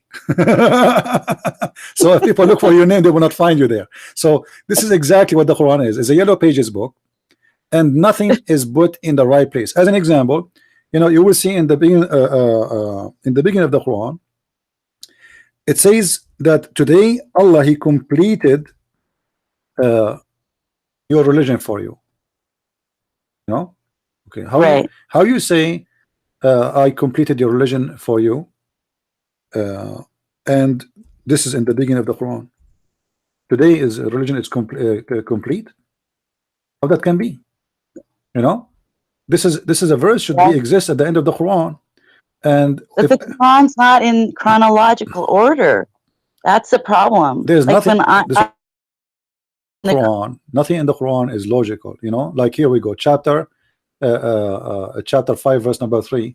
It says You don't eat shish kebab, hummus, etc. There's things you eat and you don't eat. And then he says, and today I perfected the religion for you, completed your Islam for you. Okay, how you complete Islam for us in chapter 5 verse number 3? If Islam is completed in chapter 5 verse number 3, that's mean we have 109 chapters are not needed. You know, Who decided to organize the Quran the way it's organized? the caliphate who Uthman, he is the one who decided how it was going to be, and he burned all the other Quran. However, it doesn't matter who organized it, really. The verse itself is stupid. I mean, what complete religion for you have to do with eating pork?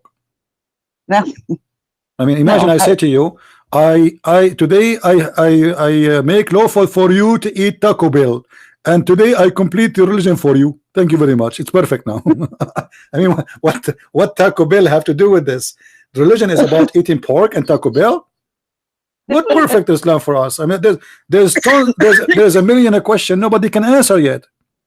Until now, we are here questioning Muslims, saying who can answer us, and nobody can answer us. And today I completed your religion for you because you said to me you don't eat pork. You know, so this it's a stupid religion. You know, there is a method. It's called garbage in, garbage out, unless you have a recycle machine. Now Muhammad is a perfectly garbage in, garbage out. You know, whatever he say, it doesn't make sense. And you know, when a fool he talk, don't expect much except foolishness. Well, is there like a difference, a big difference between Arabic and ancient? Isn't the Quran written in ancient Arabic? So like if you speak and read Arabic, there is no really ancient Arabic. Arabic is not even a language by itself. Arabic is a collection of languages. Right. You know, like, you know, actually even in English, you know, all languages in the world is connected somehow. Like when you pray in the church today, you say Amin, right? Mm-hmm. Amin. Amen. Yeah, Amin. But this is not an English word, and this is not an Arabic word. The Arab, they use it, the English, they use it, the German, they use it, but the fact this is an Aramaic word. So you know the letters the numbers you use in English, many they lie to us and they say those are Arabian letters. Those are not. Those are Aramaic alphabet and numbers at the same time, because the Aramaic is an alphabet and numbers at the same time. So Arabic is a collection of languages. People who live in the desert, those are the Arab. They are not even an ethnic group. People mistakenly they think to be an Arab is an ethnic. There's no such a thing. This is why if you look at those, go right now, search as an example for somebody from Saudi Arabia. You know, look at the pictures, and then look at somebody from Kuwait, and look at somebody from Iraq, and look at somebody from Egypt, and you know, etc. You will find they don't look the same, for they are not from the same ethnic. It's not. So what they have today, they have people who speak Arabic and they call themselves Arab just because of Islam. Just because they speak Arabic, they call themselves Arab.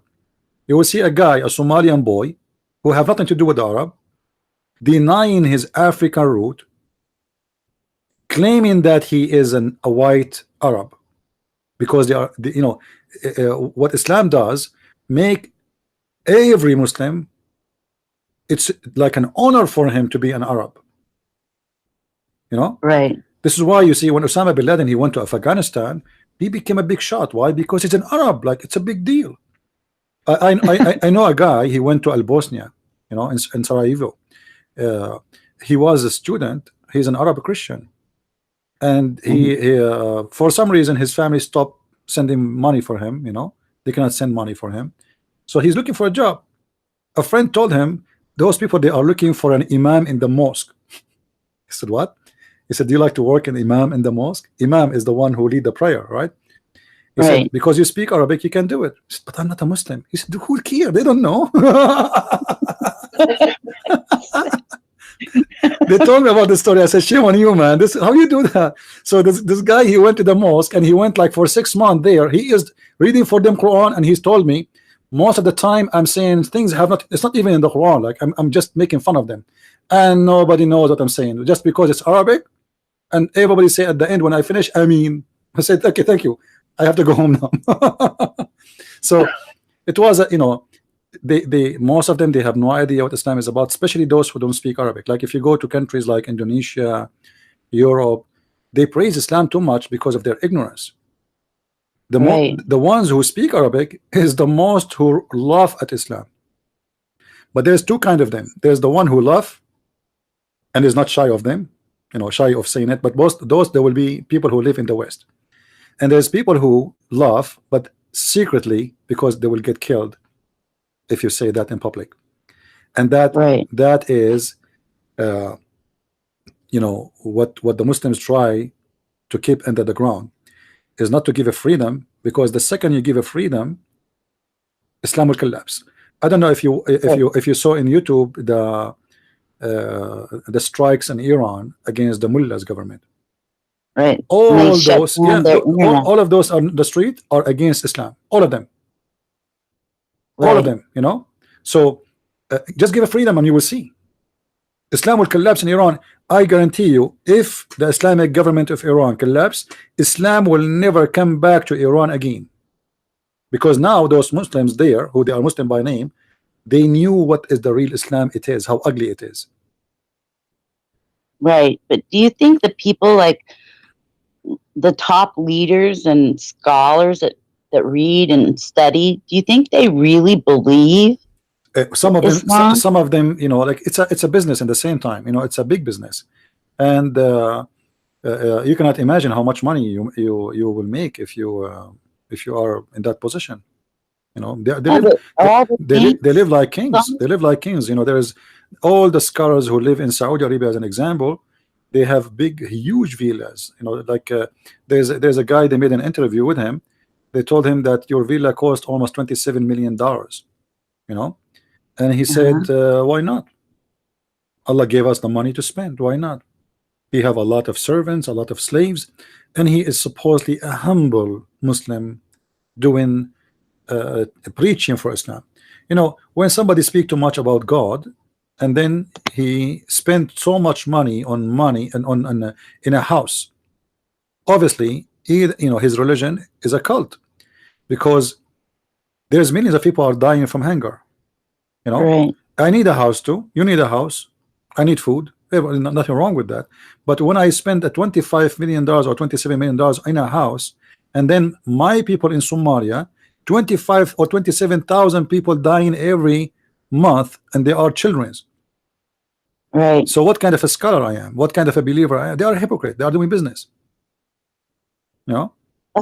Like all of them, all of the immigrants that are going into like Europe and all of the rapes, how do they I have a sister. rape? I have to stop you, because I have my brother in Answering Islam. I do not know if you know him. Do you know him, Answering Islam? Which brother? His name is Answering Islam. His real name is I should not say to you his name, because he is he don't like. Oh, she said his name. Unbelievable. He don't like to say his name. I'm just joking. I'm sorry. I was just guessing. No, I'm just. I could be wrong. I'm just joking with David you. Wood. Yeah, he wanna call me because he have a Bible study, so I have to hang up on you, if you don't mind. Okay. Thank you very much. Thank you, and say hi to the guys there. They are laughing next to you. I heard them. And tell the guy who is next to you, Allah is watching you. Okay. Okay. Take care. Bye bye. Okay. Bye bye. Bye. All right, call me, bro. I don't see him online in Skype.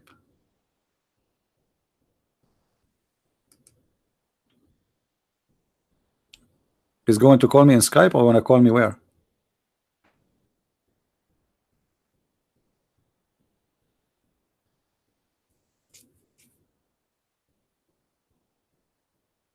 Are you there, bro? All right, well, I don't know. You want to take over the chat room, or what you want to do? I don't see him in the chat room.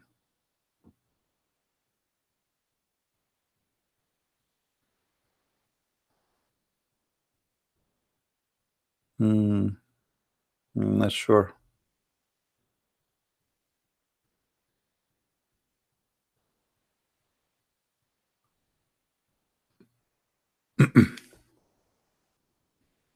Anyway, it's good to have people who call and ask questions, because that will, it's like, you have a million file in the shelf, and if nobody asks the question, that file will not be brought as a topic. So it's good always to have people to call and to ask questions, and for sure I have no problem to answer. All right, but I wish it is Muslims who will call. I want to see what the Muslims respond, but look like the Muslims, they will not do that, because they knew they are incapable of giving an answer for anything. After we close, then you will see the Muslims making comments saying Christian Prince is lying to you, you do not know anything, etc. But when we go on air, they disappear. It's like the mice and the cat.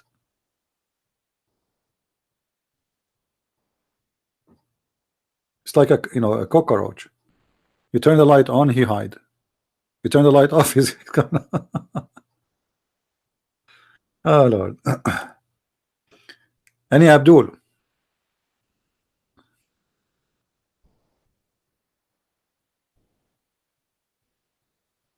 Do we have any Abdul?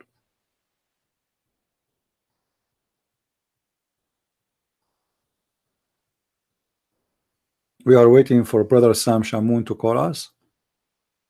You want to share some with us? And by the way, I encourage you to join his Bible study. Sam Shamoun is a very passionate person, and he have a great knowledge in the Bible.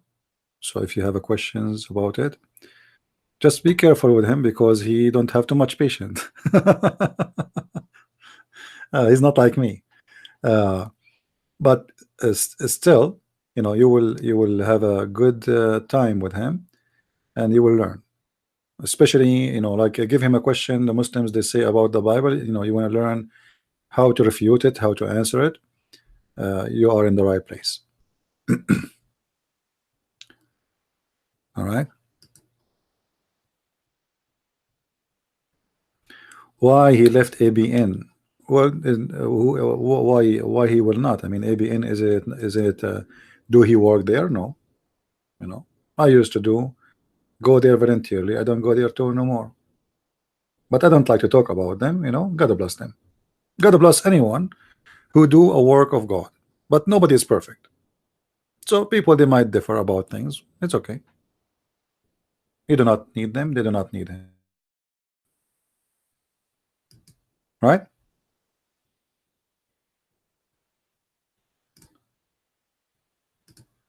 Me myself, I used to do some work with many people, and we don't do it no more. No, it doesn't mean anything. Like now, I am invited to do like a TV program with the Christian group, and I told them okay. So if I go there and I work with them for a week or two or a month, and then I don't go anymore, so what? It's not a big deal. All the good work is a good work. It doesn't matter where it's done and how it's done, as long as he is doing what he need to do. He did not stop, and here we go. This person, he is giving you from his time, from his life, time to spend with you. Today is a Friday night, right? Many of people, they like to go out, have a dinner with friends or family or whatever, but we are with you. While you guys, you are going to go and have your tea and have your coffee, and maybe you take a dinner, and maybe you are listening to us. For us, we are fixed here in the front of the screen of the computer, and me myself, I want to go and make some tea, but I cannot, because I'm the only person here.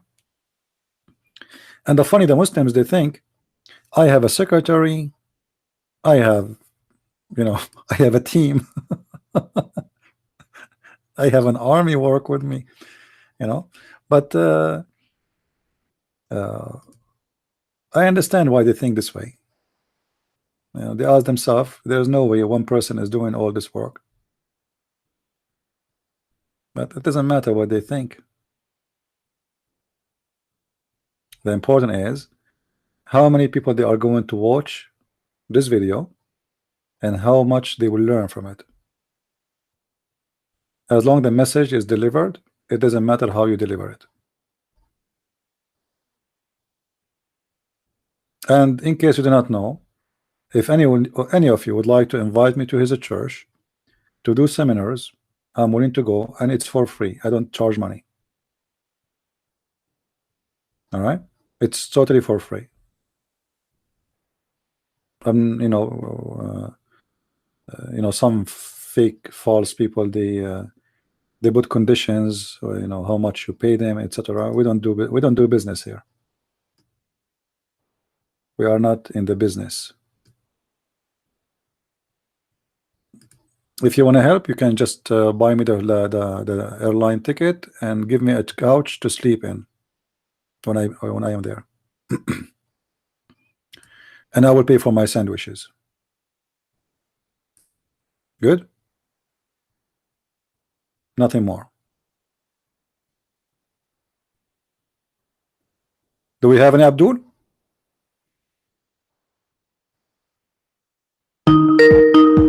All right. Look like our brother Sam is calling. Hello. Yes, hi. Can you hear me? Hey, my friend. How are you? How are you? Sorry, CP. Usually Fridays I have a Bible study in my center, but I had to call you. What's up, my friend? Well, we are here live on air, and we Yes. are talking about many topics. I don't know if you want to share something with us. Sure.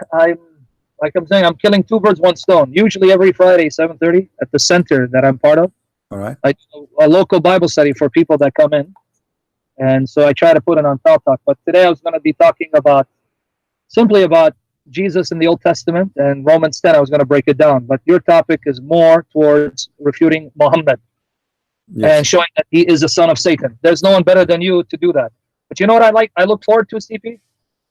One day you and me do a conference together. I would like to, you know, actually I'm going in a few days. I'm leaving the country, but maybe when I come back, maybe we can do something. Yeah, I'd love to. I'd love to see you in action in a live audience, because I saw a clip that you put. You were in Michigan. You were teaching a conference there. Actually, this is what wasn't in Michigan. This is it was a stop for me in the airport of Michigan, but we did it in different state. It was a big group, churches, many churches. They are meeting in big hotel, and they invited me to make a speech about Islam there. Beautiful. Beautiful. May God keep open doors, and pray for me, CP, that God will use me this year mightily. And I mean, I left you a private message that says private. You saw it, right? In your Skype. I don't think so. I left it in the Skype, in the thing, in the text. If you open, okay, yeah, I see it now. I see it. Yeah, you'll see. I need your prayers, bro, because Satan's attacking viciously. No problem. Yeah, but God is good. God is good. Yeah. So, but Lord willing, maybe next time when you're on live, I'll come join you, because I have some people now in the room. I have to go and tend to them. Yeah. So, I hope you don't mind. We'll do it some other time where maybe. When's the next time you're on? Actually, I have a few days before I leave, so I might. Today is what? Today is a Friday, so we will be here again at Sunday. Okay, what time, God willing? Sunday, I will be here at 4:30. Okay, I'll try to come on. Maybe I'll talk with you, and then we'll talk about topics. All right, my friend. All right, buddy. God bless you. Very much. And you are going to be in YouTube or somewhere now? Well, right now, my Bible study. I put it on my Paltalk room, so I can record it for YouTube, so I can live stream it. All right. If anyone would like to share and go and join Brother Sam Shamoun in his Paltalk room, please go. The Trinity in Islam. Yeah. Thank you so much. What is the name of the room?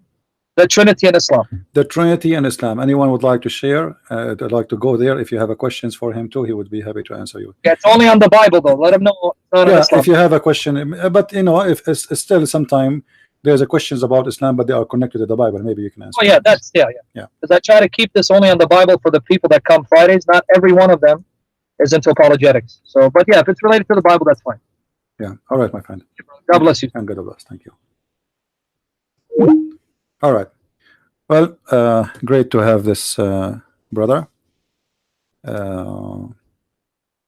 And you know, if you are a person who have a questions about the Bible or something have to do with the Bible, but to refute Islam, I advise you to go and join him in his chat room.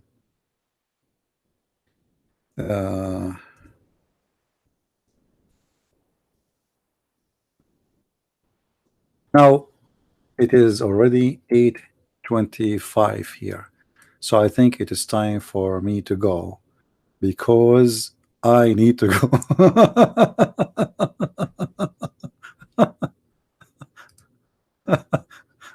Because I need to go. Anyway, guys, I want to say thank you for being here. Be with us this coming Sunday again at 4:30 p.m. Invite your friends. And as I said, during the time I will be away from the state, you still will receive my videos. So subscribe to my videos. I will be away for a couple of weeks.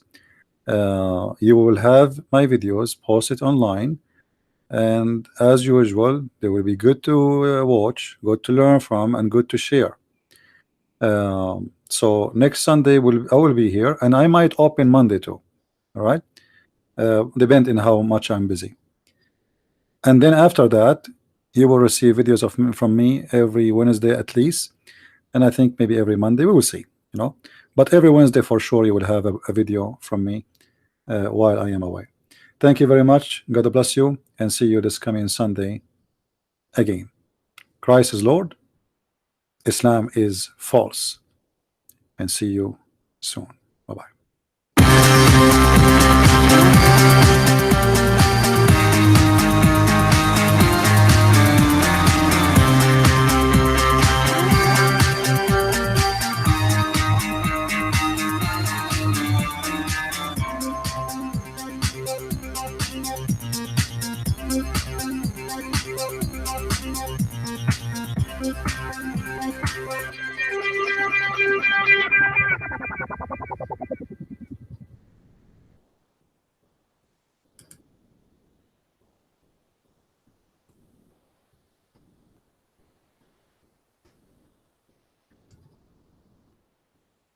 All right, we have to close the room here, guys. Sorry, I apologize. Thank you for being here, and I hope to see you this coming Sunday. If I can open the room, I will open it again. But now most of you knows where is my YouTube, so subscribe there for better following of what we do. All right, God bless, and see you soon again. Bye-bye.